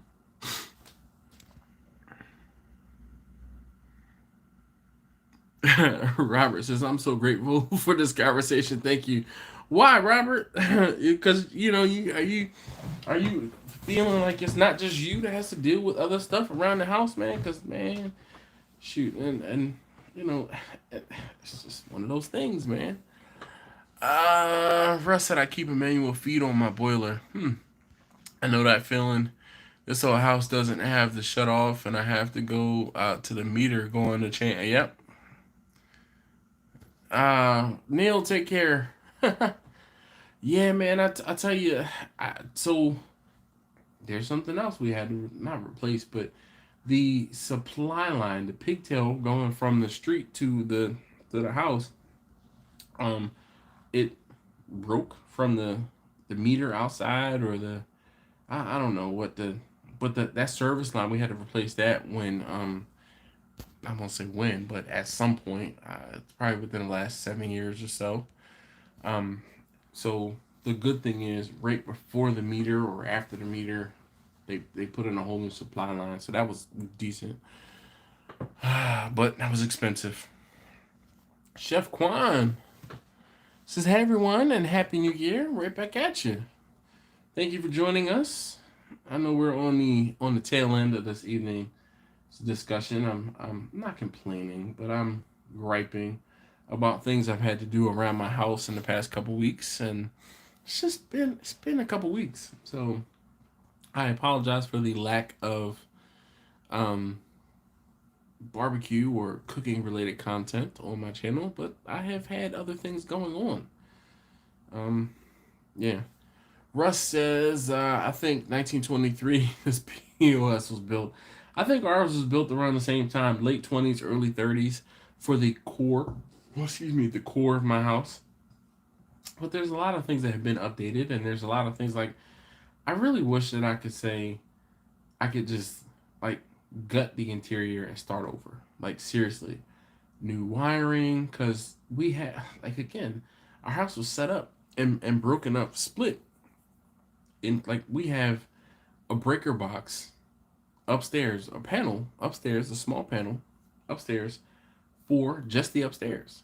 But the problem with that is there's one panel and the rooms are not like it would be something if one room was on one circuit. Nah. It's like one and a half rooms are on one circuit. So the kitchen, my son's room is on like one circuit, and then my daughter's room and our room is on one circuit. and then there's things that are run off of different stuff. And like like we can run too many air conditioners and the whole upstairs will trip. Yeah. Chef Kwan says, "What's the best way to get yourself back encouraged to cook outside in the cold? Because I haven't been feeling it. I've been cooking my ribs in the oven lately." Chef Kwan is only going to be one or two things that is going to get you motivated, right? One, somebody's going to pay you to cook something for them. That'll motivate me real quick, fast, and in a hurry. Or two, you just like it just comes to a point where you're like, screw this. I'm putting on the hoodie. I'm putting on some flannel. I'm putting on whatever I got to do because I want that smoke flavor. Um, I also cheat in that I have a pellet cooker, and I will use my pellet cooker to cook different things because I don't have to babysit it.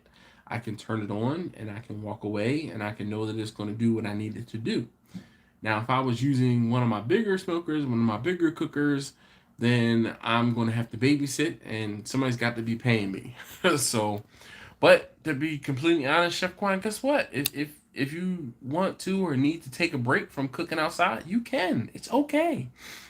Sean says, have you ever thought about posting other types of content? Sean, I have. And it is done horribly. Like, horribly.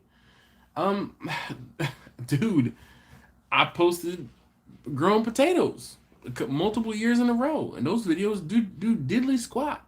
I'll post repairs around my not around my house, but in my garage. And again, those videos don't do very well because people are like, and literally, it's like you have a barbecue channel. Why are you posting repairs on your car? Because I'm in the cars. When I went down to Ocean City and did the car show thing, like I'm not only a one faceted person. I like my interest lately. I mean, you guys have heard me talk about the fact that I'm really getting into pew pews. I would love to start a pew pew channel, but not that's not going to be fulfilling. It's not going. It probably won't make me any money because YouTube is cracking down on that. So, what's the point? So there are lots of different things, Sean, I've thought about trying to do and doing, but it's like, like there's a channel, there's a guy, his channel name is Big Lou Barbecue and other things I like to do. And he doesn't always cook barbecue. And I get it. And Jimmy's channel is Cuff and Stuff. He changed his channel. Let me go back and try to find his channel name. Cause it was so he had Cuff and Stuff Barbecue, and but Jimmy's channel in the beginning was like Cuff and Stuff Barbecue and Southern Cooking, or like, damn it, where is one of Jimmy's stickers? All right, so here is. It's not a sticker; it's a coaster. But you see what it says? Cuff and Stuff Barbecue and Good Southern Food. Okay, so he's not pigeonholing himself. Like, people used to get mad at me when I would talk about catering, and you're like, you have a barbecue channel. Why are you talking about catering? And I'm like, because I'm making money catering barbecue. Uncle Bull says, I know that feeling. Okay, I'm sorry. I had to go back to try to find Jimmy's stuff. Russ says, hey, let's all give a thumbs up for wood, lathe, and plaster. Dude, we're not even going to talk about horsehair plaster walls, because I have a lot of them still around this house. FCB says my old house was 1870s. Jeez, this house is 1997. And a metal lathe, yeah. Yo, Chef Kwan, man, I'm telling you, there's only going to be one or two things that's going to get you out there to cook. Somebody going to pay you, or you just get a bug up your butt and you're like, screw this, I got to cook. Uncle Bull said mine was built in the 50s. That's why they called a railroad home back in the day. Going to gut the kitchen and living room this spring. Need to insulate it. Oh, y'all wanna see some stuff? Oh man, I'm sorry, my knees are stuck. So this is my kitchen. All right, I am in the kitchen, and this is an angle you guys don't see. I won't say often, but at all. So here is part of the aftermath. You guys see the seams that are being shown here? This is all part or result from the flood that I had in the house. This hole here was from early in the summer. We had a leak in the um the mixing valve on the shower because it's a shower tub combination. The mixing valve was leaking, and because the mixing valve leaked, it leaked down through the ceiling, and we couldn't figure out what it was. Like we were thinking that it was weather related or after like heavy rain or something like that, but nope, it was the mixing valve. It leaked.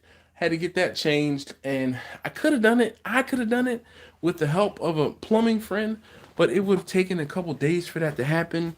And as opposed to me doing it and like saving money, I called the plumber and he got it done in a day. So that was cool, and now it's all done and replaced and professional looking. But now I gotta re-dry the kitchen, and I gotta re-drywall my kitchen, cause I mean, can y'all see? Look. Can y'all see?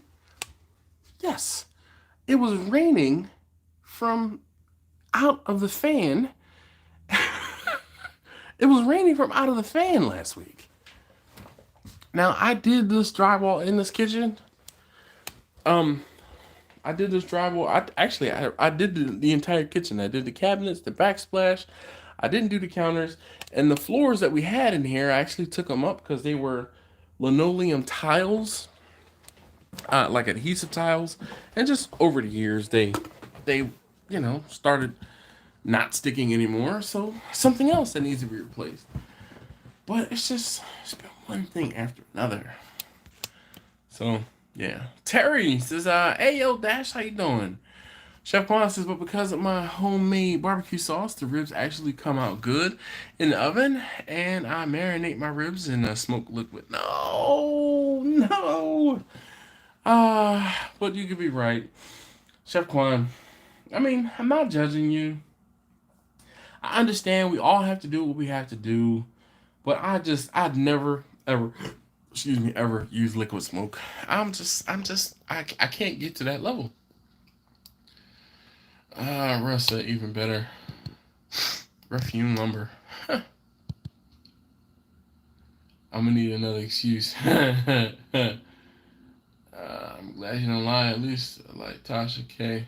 You keep it real. Who's Tasha K?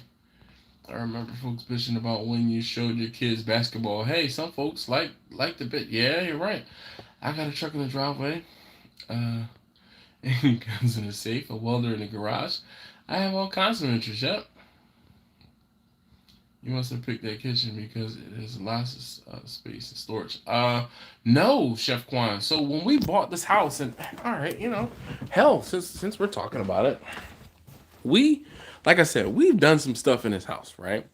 So let me just look around here and make sure there's nothing incriminating or anything like that. All right. So when we bought this house, okay, this and here's my kitchen. Here's our kitchen, okay? We designed this kitchen. We did this kitchen. This wall was a full wall, and it came and there was an opening here, okay? There also was an opening there. That door there went to the bathroom, which is behind that wall, and there's a door there that's to the basement, and then that's the door to the outside, to the back deck, okay? When we redesigned this kitchen, we said, okay, we're going to close off this wall, or excuse me, that door. And so we closed off that door, and it was just temporary, and not even temporary. We just drywalled it in, boom, closed it off, right? And then my wife said, I want to open up this space. So we cut this wall and created the bar, and we have a peninsula, and I did all of the cabinets, and we did an island, and we did the cabinets over here, okay? And when we when we first bought the house, we had like there was a cart similar to this. So this is my wife's coffee station. I actually built this coffee station for her early last year. Um, and it worked great. But there was a like butcher block counter that was there, right? And we had one that was there, and then like another one that was like over here somewhere against the wall, and then there were like a set of double cabinets there and a set of double cabinets there, and then that was it. We had no we had no cabinets, no real cabinets, no real space in this kitchen. And then it was like, all right, we got to redesign this kitchen. So my wife and I sat down and we like measured everything out and said, okay, this is what we have to do. But we had to fight around stuff. Like, so there is those are pipes for radiators that go upstairs. There's in this corner, you see that bump out there? That is like a vent or a drain pipe for some plumbing. And oh, and here's another thing. The this triangle bump out thing here, it again, my old house, it's sinking. Sinking. I mean, I'm gonna keep it real with y'all. So I gotta do something with that this summer to help bring it up so that it stops sinking. We did have a leak over in that corner, but we got the roof replaced on that little bump out, and we haven't had any problems since. But yeah, so all of the cabinets, we did all of the cabinets, and I did the cabinets when taste tester number two. So I did this kitchen. This kitchen was redone when taste tester number two, right before he was born. So this kitchen is about 14 years old as far as the bones of the kitchen, the cabinets, the countertops. But all of the appliances have been changed at least twice since we've been in this house. I've been through two garbage disposals. I recently did the stove is a year or two old. The refrigerator, just bought this refrigerator like a month or two ago. The dishwasher is something, like I said, I just put in this dishwasher today. So I finished putting in the dishwasher on Friday night. Saturday. Saturday. I went and picked it up on Saturday and installed it Saturday night. So, I mean, I have to do stuff around this house. Like maybe Russ and Sean, maybe if I start recording some of the stuff for repairs I do around my house, it'll keep me motivated to get stuff done. Cause man, I hate showing stuff around. Oh, you know what else I gotta replace right now? A toilet seat. The boys broke a damn toilet seat on the toilet upstairs. Like, what the hell? I mean, and you wonder why I'm not doing barbecue videos. I got other stuff to do. I say post what you want, and the complainers are going to do what they do. Maybe I'll start slow. I just flow inspiration in again. I'm 6 videos in, and I have like 0 views. So, but Sean,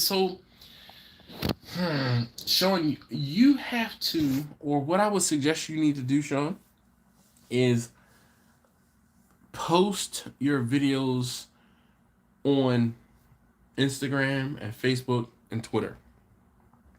You're going to cast a wider net on those places because you can use hashtags. And people search hashtags to find different things. They're not necessarily, you have to do a more of a not an in-depth search, but you have to be looking for something specifically sometimes on YouTube. But in the beginning, it's tough. It's tough. Laura says, I'm going to run. No problem. I'm running to get my gun safe out, put boxes around it. Have a good night. No problem. I got some seams like that because I had a leak in the roof. I got 50 sheets of drywall in the shed along my 30 rolls of insulation. Pfft, goodness gracious. That's a massive blueprint of jelly, yeah. But see, this is why I'm able to cook in my kitchen because I can spread out. Like I have massive countertops, so I gotta clean the countertops and put stuff away. But see, this is great. If someone doesn't like it, they can kick rocks. Yeah. Did you finish the drywall yourself, Dash? Also getting ready to do the bar thing. Yes, Uncle Bull, I did. Well, kind of. I installed it.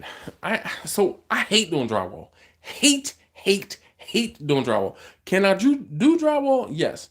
But what ended up happening was there were some guys that were in my job and they were doing drywall. And I'm like, yo, y'all are in Greenbelt, which is in PG County. It's about half an hour away from where I live. I'm like, do y'all do side work? Dude was like, hell yeah, I do side work. I said, well, you come to Baltimore. He said, hell yeah, I'll come to Baltimore. So I said, all right, look, he said, I told him, I said, I put up some drywall in my kitchen. I just don't want to finish it.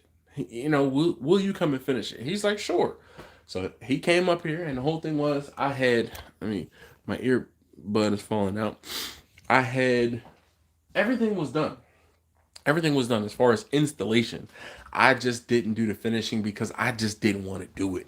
Like, I hate finishing drywall. So I think I paid him like 250 bucks. He came up here and finished the whole room. And I had to sand it and paint it. That was it. Also, I hate painting. Victor says, good night, Laura. I'm going to head to bed myself. Good night, everyone. Stay warm and hydrated. Yes, sir. KB says, what's up? Hey, Dash and everybody. Just got off work. Well, awesome. Russ says, outside kitchen wall to my dining room. 10-foot span sunk in the middle. In the middle, 1 inch and 3/4. Jeez. Christ.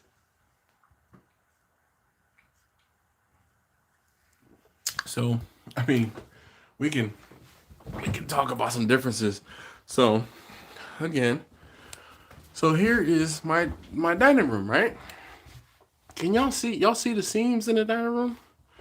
This is the room that I did with my father-in-law and my ex-brother-in-law, okay? And my father-in-law is really good at certain things.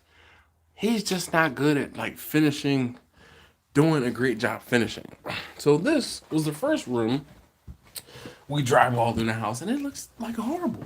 Like I could point to, so here's something else. So you can see where, as opposed to taking down the wall that was there, he's like, nah, we'll just cover it up. So there's just the difference between when we first moved into the house, when we redid this room, versus the kitchen when we were in the house for a year or two after. It's just different. But all of the drywall and other things I've had to do recently or as of late, like, I don't have a problem taking my time doing drywall. I just hate doing it because it's tedious and I'm a perfectionist. So I know that it's got to be, it's got to be perfect. I don't want to see the seams. I will do what's necessary so that doesn't happen. Not my father-in-law when he helped me with this. Not my brother-in-law either. But yeah, again, it's one of those things where I wish I could just say, you know what? I am going to tear it all down, take every wall all out of this house, and start all over. I would rerun new electric. I would rerun. I just rerun everything, because there's outlets that I won't say don't work, but are dead or dying. It's just stuff that needs to be done. I say my favorite thing in our kitchen is the ice maker. Yeah, Jimmy, I know something about that. Can you let me see if I can get it in it? There it is. There it is. The ice maker for sure. Jimmy, did I tell you I bought one? I bought one from my mother-in-law. So her ice machine and her refrigerator in her new house in Florida wasn't working, and we couldn't figure out what it was. And I said, you know what, screw this. I'm just gonna buy your mom one of the ice makers that we have. And in the beginning, her mom was like, no, I'm not gonna use it. I'm not gonna like it. I'm not. Man, I talked to her mom a month or so ago, and she said, I love that ice maker. I don't have to go anywhere for ice, and I just have to fill it up and boom, boom, boom. Mark says, Dash, in the area where it's sinking, you might want to check if there's water running between the outside wall and inside wall. So there really isn't it's just a matter of the weight of that bay, if you will, that is just not being supported. and it's probably like a support thing underneath where the wood that's cantilevered out. It's just sagging, settling. Yeah, I think you should sip. I can spackle like a demon, like damn near no sanding. Well, that's what's up. I skim coated all this wood leaf, plastic, fixed 25 years ago. Nice. I honestly don't want a ton of attention while I'm trying to get my voice. I just think your presence behind the camera would make for a very interesting lifestyle channel. So, Sean, I do too. But as much as I post and as much as I talk about what I have going on, I'm a private person. Um, People don't seem to understand that. They're like, you name all your cookers, but yet your kids are taste tester 1, 2, and 3. Yes, because I don't want y'all knowing their names. Because again, I'm a private person. Like, yeah, for us is the whole house. Look, Darnell says SDS cooking and DIY, man. Dude, I'd make a killing doing DIY. I do so much do it myself stuff around my house, man. Dude, I can count on one hand how many times I paid somebody to do stuff around my house in the past like year or two. Seriously. I don't let anybody do anything around my house, nor on my vehicles. Like I do it myself. Because I'm too anal and I want it done a certain way. What was the load bearing wall you put in the bar? And if so, what did you have to do? Alright, so the wall is load bearing. So we left the header up there. And this header runs actually it doesn't run all the way. So it runs just to this wall here. But that was it. When we were taking it down, we evaluated it because like you could see, hold on. You could see that it was a big old header here and we left it there. My card? No, that wasn't. It might have been my wife's. So we left it there. But the wall that was here. Oh, more stuff I've done. I did this floor. Okay. I did this floor. And this floor runs from here in the dining room out to the living room and out to the vestibule. And then I got a bug up my butt and I put the same flooring from out front down here in the back. I mean, but that was like a floating floor, and this is actual real 1/4 inch tongue and groove.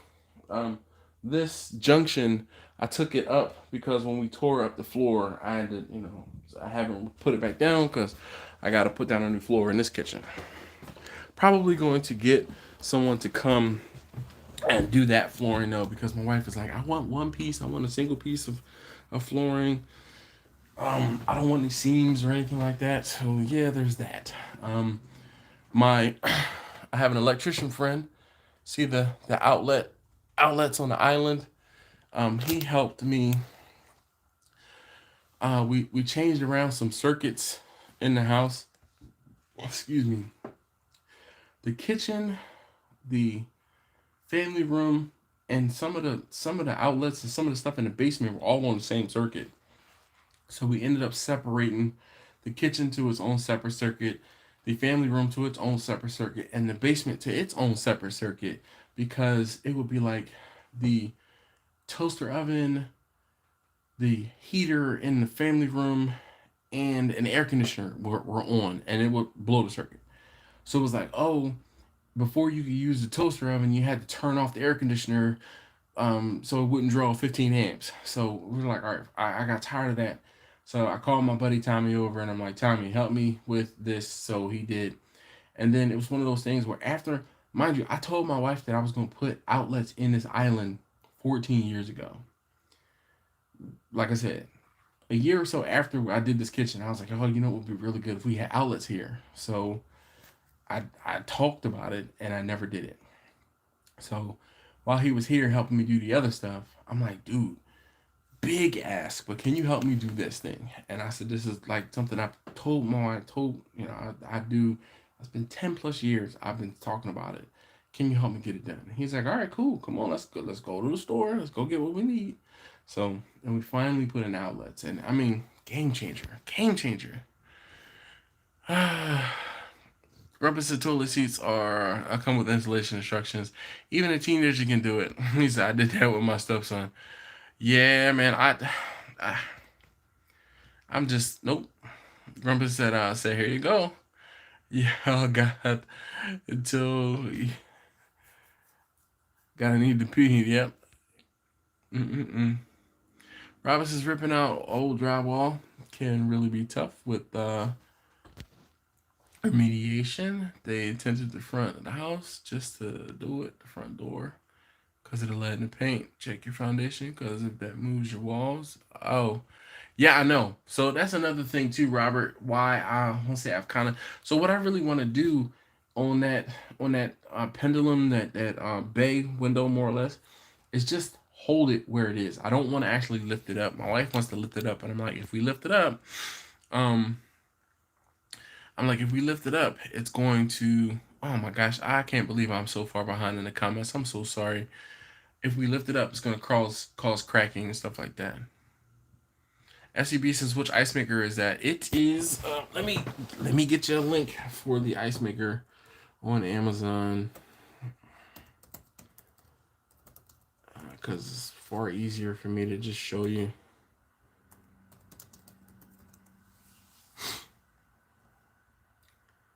And when I say I absolutely love it, I absolutely love it.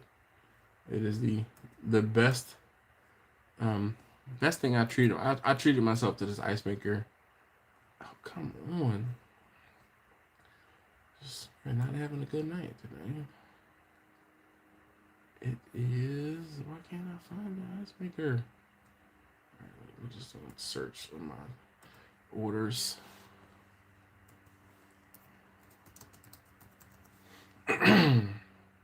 Okay, so this is the one that I got. And text. All right, here is the.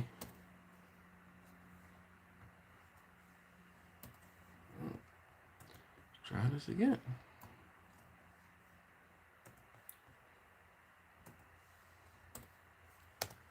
There's a link. It's the Opal, a GE Profile Opal countertop nugget ice maker. It's got that, like Chick-fil-A ice or hospital ice. Vegan Al says, I'm sorry, Dad's got to bounce. Filming a Valentine's Day special in the morning. Stay warm and safe. Keep up the good work. Yeah. Bare concrete and whitewash on my foundation. Do you love the steam heat or what I do? I would never post my kids, and I'm extremely private. It's what's been holding me back from posting. Shoot. Yeah.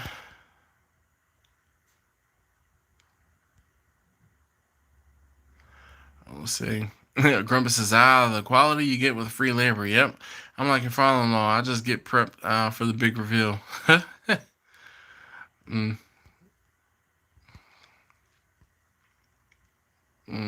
Yep. It is definitely a shit ton of work. What up, Hobo? How you doing, man? Been a minute. Hopefully all is well with you. Man. Shoot, I feel like I've been bitching and complaining for the past hour about woe is me. But not really. It's just all part of some of the stuff they don't tell you about, man. Stuff around my house, man, has just been, yeah.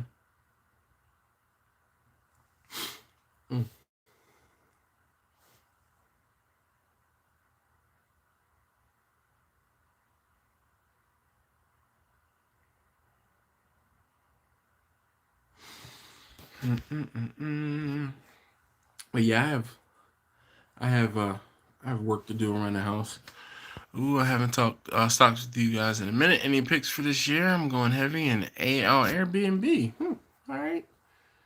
I have to keep Airbnb on the list. Dude, I'm taking a beating right now. My main portfolio is down almost $1,000.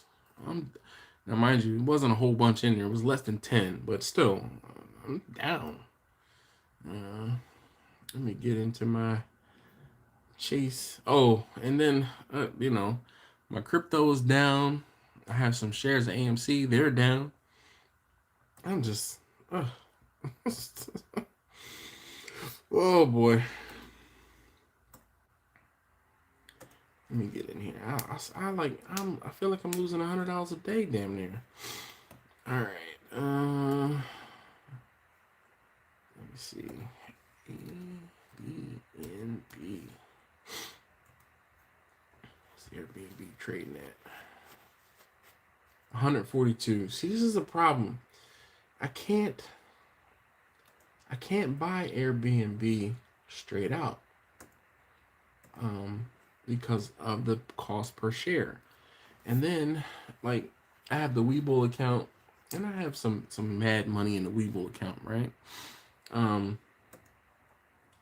But I'm taking a beating there too. Grandpa says, just the joys of home ownership. All my picks last year were winners. Well, no, I haven't.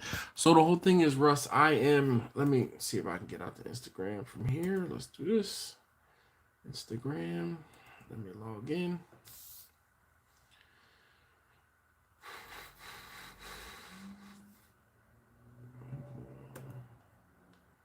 Fine. Oh, this is a picture. It says 1 to 68 inches of snow. Possibly expected, maybe. Yeah, that's how I feel.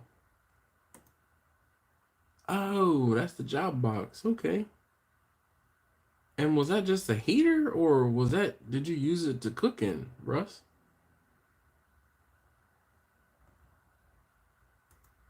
All right. I see you.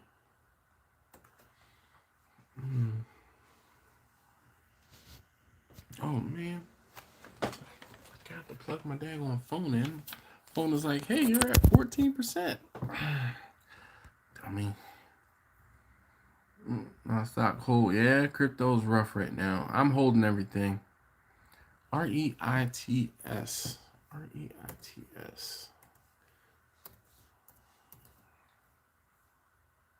What is that? REI.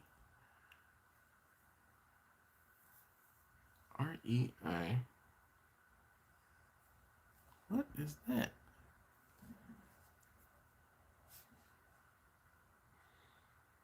I'm not seeing that one. REIT.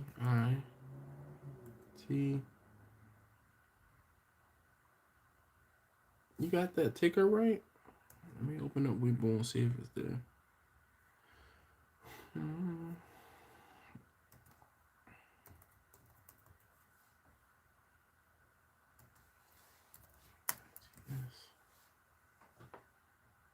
You got that ticker right? Oh, it's burning. Oh, okay. Real estate investment trust. Oh.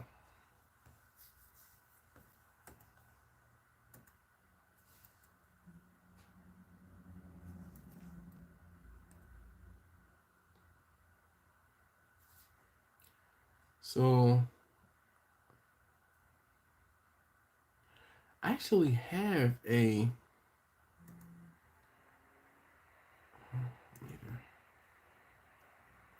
real estate.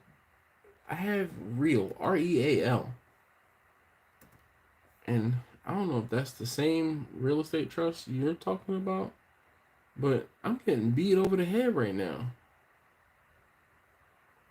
I am down. I'm down 50%. I bought it. It was like $29 or $30 a share. It's down to 16, some change.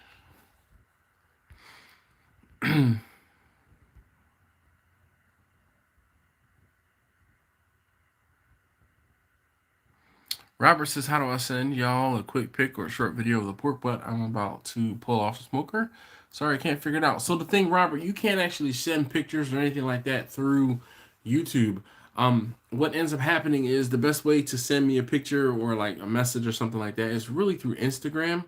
I am on Instagram at Steel Drum Smokers. And that's how Russ was able to send me a picture. So I can't actually, like, if I wasn't using my phone to do the live stream, then I could, like, probably, like, hold my phone up behind me or something on the, like, on the camera. But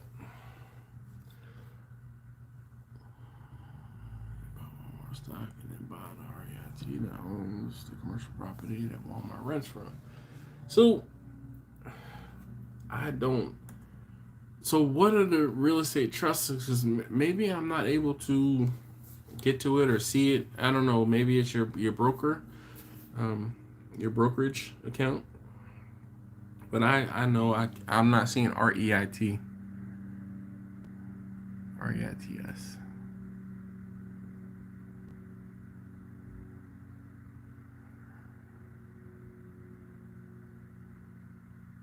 Best investment ever for your off the springy thingies. What? What? REITs is not a ticker. Then what is the? What am I looking for? I don't. Obviously I'm still new at this, man. And I've heard about buying real estate trusts or real estate EFTs or things like that, but people talk about it, but I don't have a ticker or know what to buy.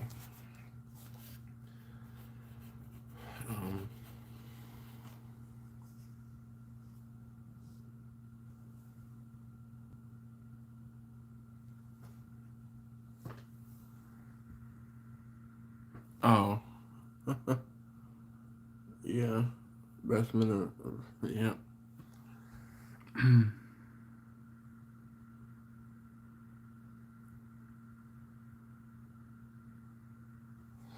Russ, I thought about real estate, but I don't have the capital for real estate yet. I'm trying to build the capital. Uncle Bull, no.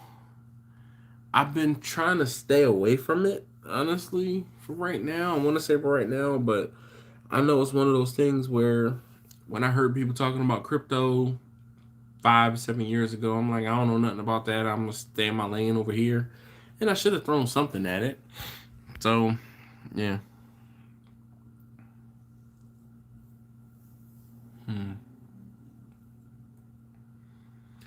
Yeah, Russ, I get what you're saying now. Taste tester 1, 2, and 3, real estate. But like I said, I'm not there yet as far as capital.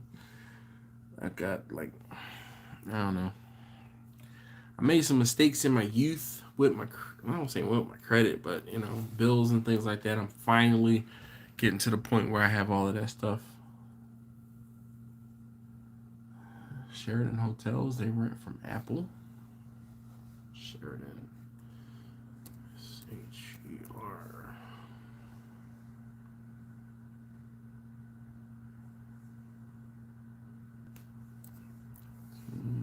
Sheraton. Oh.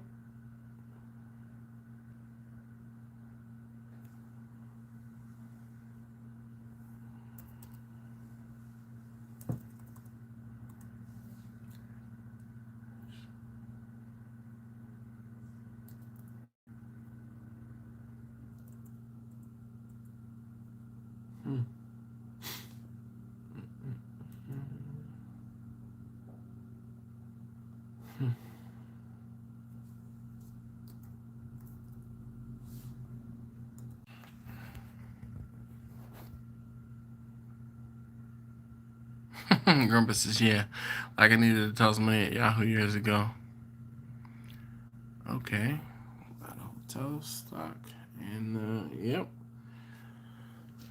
Seriously, you can grow on the ground only gain around. Yeah.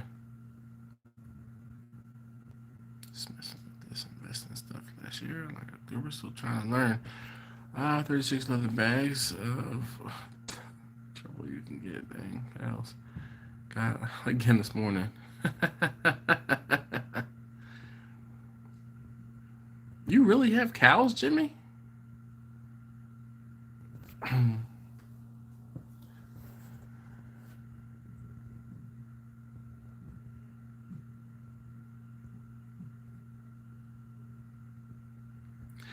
So I have I did buy some Tangier outlet stock, but I'm gonna have to look in the real estate trust because obviously I'm missing the ball here.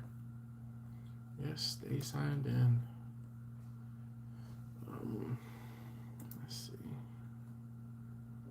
Let's see my portfolio here. Summary.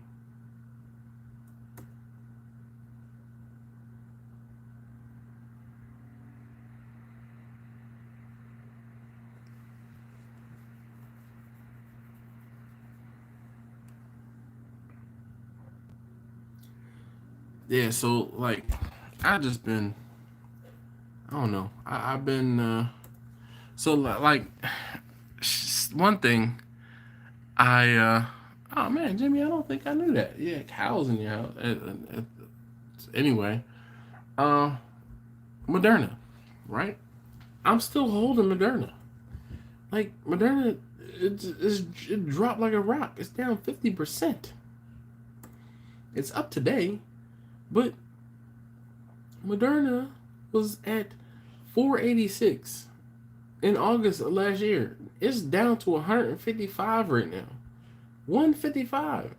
And then when it dropped like a brick and it hit 240, it came back up to almost 400. And what was it 373? And I'm like, after it went up, it started dropping. I'm still holding it. Now, mind you, I'm still up, but dang, it's like, when is Moderna going to turn around and go back up? Like, do I just hold on to it, or am I going to get rid of it? Oh, I do. 13 stock portfolio, 11 red. I don't care. Time to heal, yeah. Put some in EVs. I have some money in Rivian. Actually was looking at ChargePoint again today. I have my portfolio is pretty damn CHPT ChargePoint. Yep. Let's see what the ChargePoint do. Oh, it went up a little bit, up 9 cents. So on Friday, I have my investment goes into my brokerage. So this Friday, I probably will buy ChargePoint. Let's put that on my watch list because I'll pick that up this week. I think I'm gonna get 4-5 shares of ChargePoint. I mean, every 2 weeks I put $50 into my brokerage account, and every 2 weeks I buy something that's on sale. That's what I can do. That's what I can afford right now. But I had some shares. Let me see. Let me go back in here. I have some shares of Rivian. I know I did. Oh, Lucid. Also, I had shares of Rivian, and I had some shares of Lucid. My Lucid shares are up 46%. But I had some the Rivian ones. I think I sold a part of the position, and I made some. Look, I actually have ChargePoint. I bought some ChargePoint not too long ago. Check that out. I have been watching ChargePoint recently. When did I buy it? 121. Earlier this. What was that, last week? Yeah, I got it at 13.32. I bought 5 shares. Oh, you know what it was? It was dropping, and I did some readjustment. I sold some stuff, and I was like, all right, you know what? I'm gonna get that. But freaking Traeger, I'm down 46% on Traeger. Weber, I'm down 39% on Weber. I'm like, the stuff, I'm gonna say the stuff I'm into, but here's some, like Harley, 29% down on Harley. Uber, down 34%. American Airlines, down 18%. Now, I'm just talking about the stuff I'm down right now, but I mean, I'm up on some other stuff too. So, like,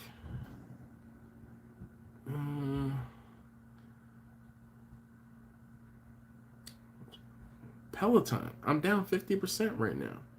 Peloton is down to $25. Like, what? Sensonics. Dude, Sens. I've been watching Sens for a while. Up and down, up and down, up and down. Yeah, I'm just, I'm sick with it right now.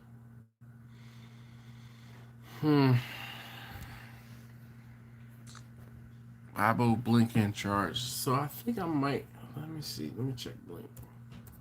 Because I have been watching Blink.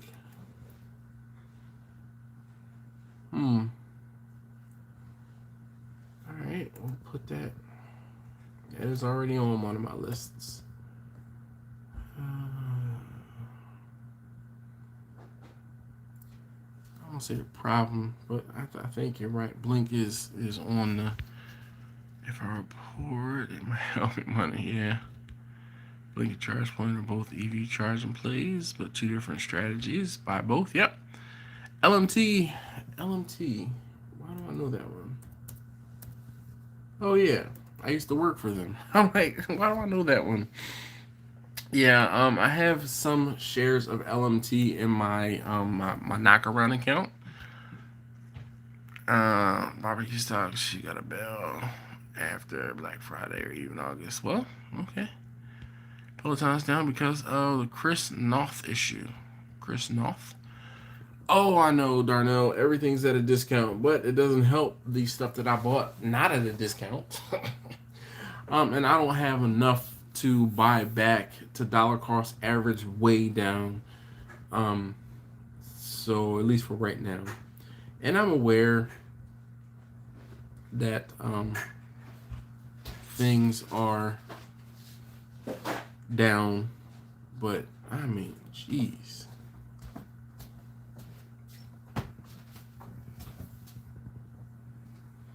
I mean, I'm still doing well on some of my stocks, but some of them are just down. Like freaking AT&T is down, and is it Verizon? No, it's AT&T. AT&T is down 16%. Like, why? But I mean, I have stuff that's up, like Pfizer, Coke, Vista, Citizens Financial, GM is up. American Sports, Academy, no, American Academy is up. Apple is up. Moderna is up, but I'm down. Krispy Kreme is up, barely. Barbecue, BBQ. I told you guys about BBQ a while ago. BBQ Holdings is the company, or basically the holding company for Famous Dave's. I'm up 100%.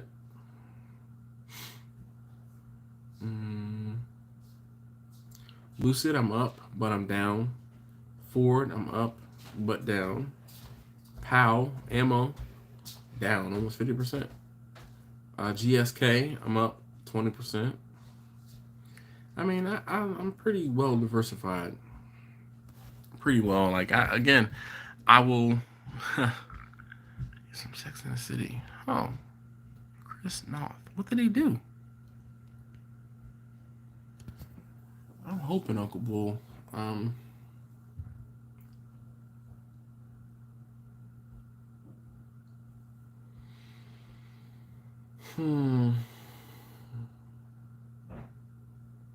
Oh, Kroger, I'm up 10%. No.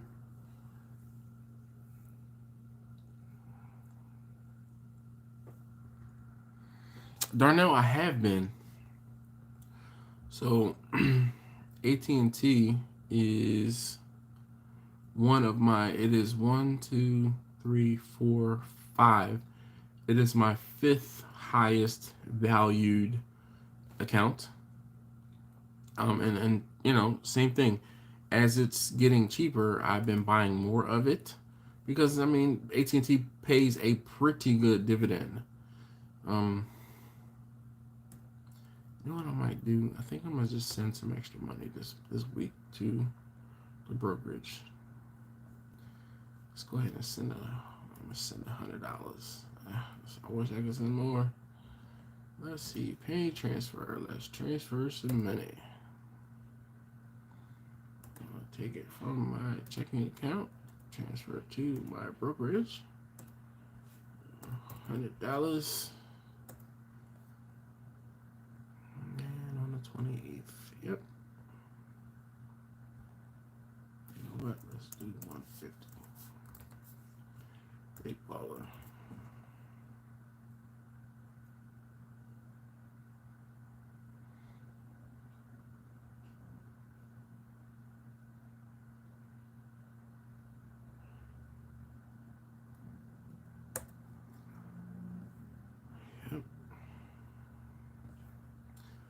So on Friday,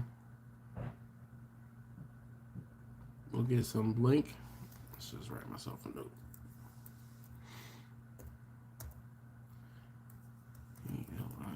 ELINK, AT&T, and JRG INT charge point. I have some charge point already, but we'll see. Just went green on me for the first time. CS. That's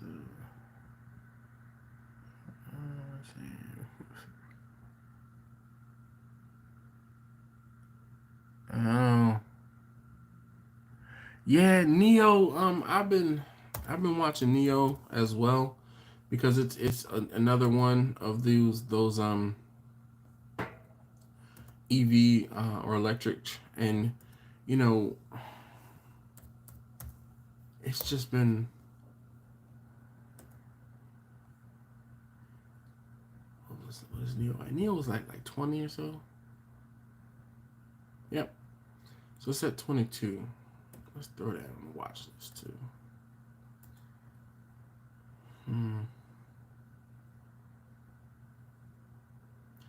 Dude, what the hell was going on with Microsoft today? I saw Microsoft was on a run today. MSFT. Yep. Microsoft went up to 2% in the grand scheme of things. Policy statement.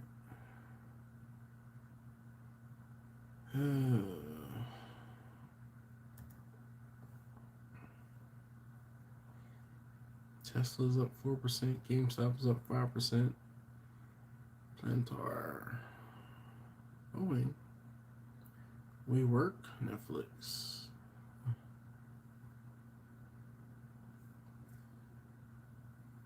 AMC rose 3% today. That's a good thing.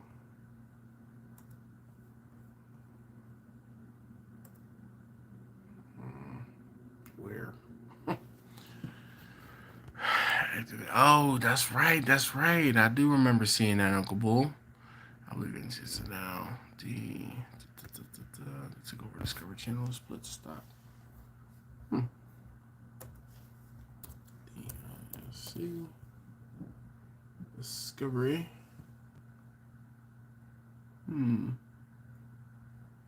Oh, there's. Oh, I see A and B. 24. That's not too crazy.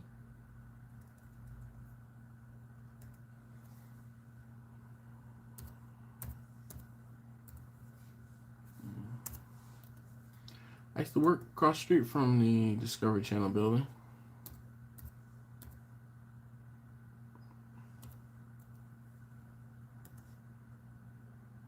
See, I don't get why, if the stock split, why is one $30 and the other is $20 or $24?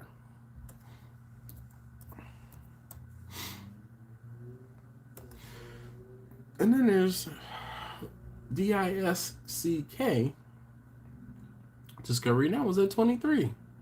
So you got three stocks, basically the same company, at three different prices. Maybe they're just different divisions or something. I don't know. Let's see.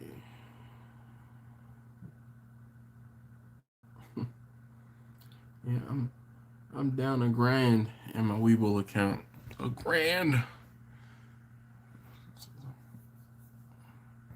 Microsoft Activision. Metaverse play, yeah. Sorry, that. Okay. Read the perspectives. I'm not in that deep just yet. I'm not even gonna lie. But listen, I need some Shiba to turn around. I need it to go to $1. I have a couple million in Shiba right now, so I need that to go to $1. But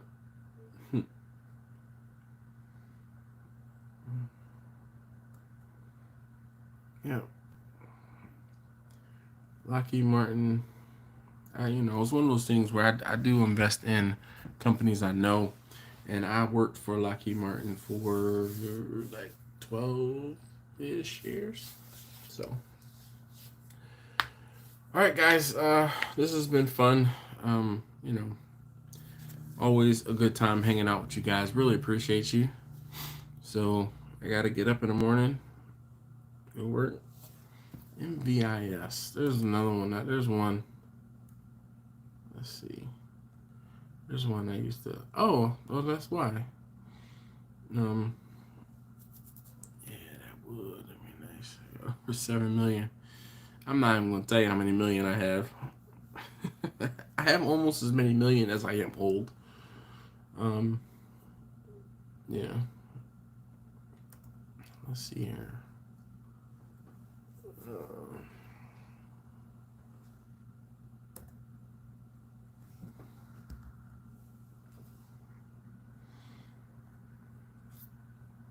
And my average price on the sheep is 4 zeros and 38. So I'm down right now. But, I'm buying here and there.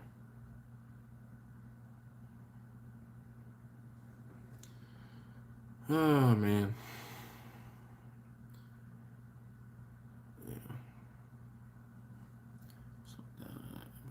Yeah, man. Especially right now, is that freaking 20. 4 zeros and 23. So you'd be looking at 4 zeros and 2047, 2046. Dude, buy. Now is the time to buy. Robert says, thank you. Stay warm. Yes, sir. You do the same. Definitely had a good time hanging out with you guys and talking. Thanks for letting me vent about all the crap around my house that I gotta fix. Steven, he says, good night, everyone. Have a great rest of the week and upcoming weekend. You too, sir. Thank you. Really appreciate you. And tell Jacqueline, the buddy, and the missus I said, hey. I'm going to wait. We got another couple minutes. I'm trying to hold out until 11:30. 11:30. It'll be 2.5-hour live stream. Yeah, I'm down a few hundred. I'm down a few hundred too. Oh yeah, I am down. Let's see what this is the number. I am down 742. I have 47.93% loss on my SHIB because I got in early, and then I got in and was like, let me throw a little bit at it. Then when it started going up, I was like, okay, let me throw a little bit more. Since it's going up, let me throw a little bit more.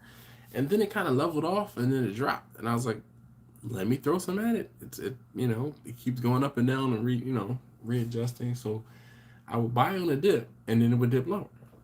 I would buy on a dip, and it would dip lower. So now I'm like, I'm gonna stop throwing money at it, but and I'm gonna start throwing money at more of the diversification of my portfolio. This is, like I said, this is the play money here, more or less. But the other one is my main brokerage is the Chase, and so the next thing I really want to learn how to do is calls and puts, because obviously if the stock market is coming down, you need to bet that the stocks are going to go, shares are going to go lower, because most things are going down right now. And the calls and the puts are where you can make money on the way down. I know that. I just haven't gotten to the point where I can break into that. So, and then, I know some of those things. It's scary stuff. Definitely.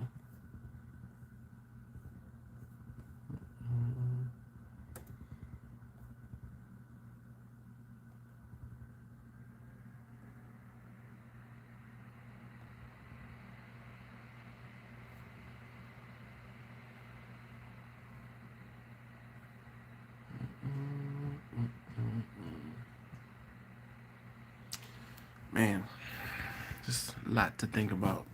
Anyway, what's the next thing we do? We smoke Easter eggs. uh, yeah, Uncle Bull. It's just one of those things, man. It's like, oh, okay. I'm like, all right. It goes up, and I'm like, all right. Oh, it dropped a couple. Let me throw some more at it. Then it drops more, and I'm like, damn it. So I told y'all about LLNW. Let's go. Which one is that one? Oh, no. Limelight. You did actually. I put it on the watch list. But so Darnell, part of my problem is I only have so much dry powder, basically, and I can't.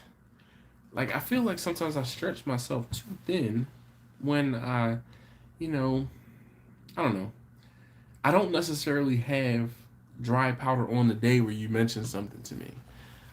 So and then it's like, oh, it goes on a watch list. Now I do have this on a list on my it is starred in my Weeble account, which means I am watching it. It's on a list, but I'm not watching these lists like a hawk either. So that's all part of me not being able to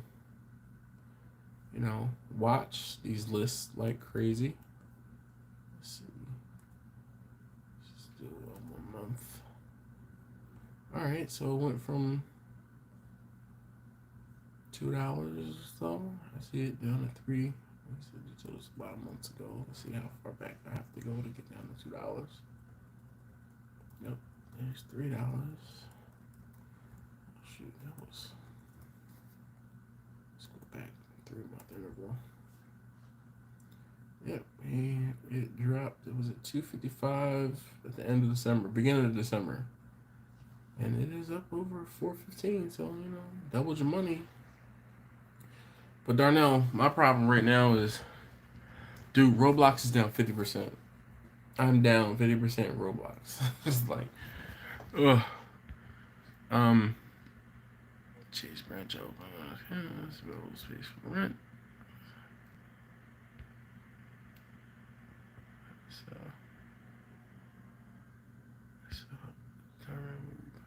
Yep, I am.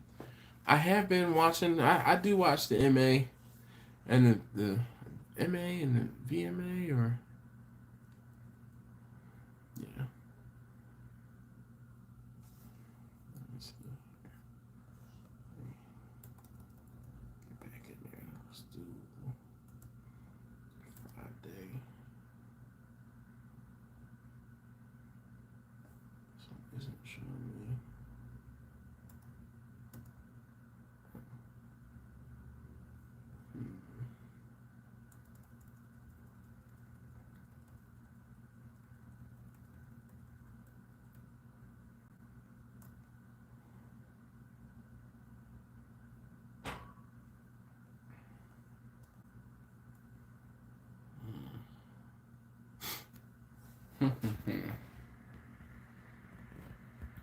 Jimmy says, night, guys. Stay safe. Have a good rest of the week. Dash going to try to get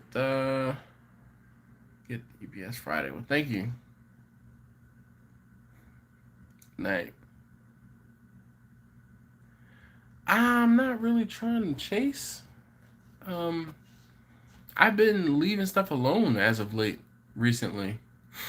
And I want, because I know that I don't have the bandwidth to sit and watch things all the time. I know in the beginning I was chasing stuff, but then again, I also had like the investment, like the long term investment stuff, and then stuff I was like, all right, I'm willing to throw money at this and that. So yeah. But Roblox was one of those ones where I threw money at it, and I mean, literally like $50, $100. It wasn't like it was crazy. So man, we about to go to. I'm about to log off talking about what about for pick EFT and for stocks and be patient. Darnell, so I did, I did pick an EFT. I've gotten a couple EFTs recently. Um, so I got when the Bitcoin EFT came out, I said, you know what, or that one was IPO'd or started. I said, you know, I'm put a little bit in that one because I won't say I didn't feel comfortable, but I didn't really want to buy Bitcoin outright. So I got some of that, and that's down right now. But I know that's going to come back up because, I mean, Bitcoin was at up to 60,000 and it's down to what, 35,000 right now. So I know that's coming back. So again, all of these things, I'm just, being patient. It's not guy on YouTube. I watch Trades and I watch Keenan Grace. Those are the two I've kind of gravitated towards. Um, but I don't. I can watch them one day and not watch them for four. I'm not watching them every day. What's an EFT for us? EFT is um a collection. So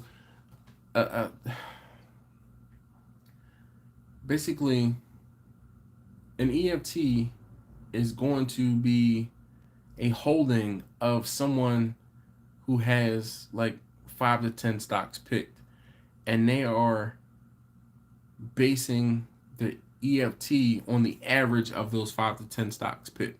Like kind of how the Nasdaq is the average of all of the tickers on the Nasdaq, and the S&P 500 is a mix of um, the S&P 500, the Standard & Poor 500 picks.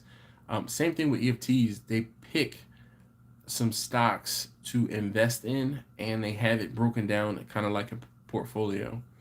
Um, Kind of like how you would a 401k.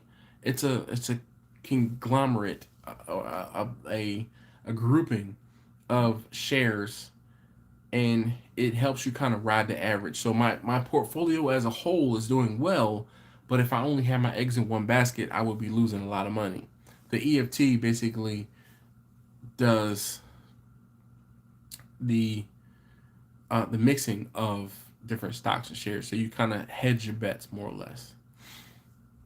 VOO.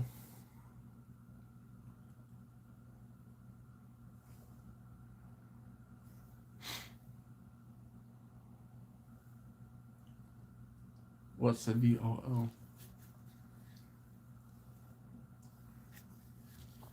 Only 2 beers tonight. It's because I was lazy and didn't want to go back outside.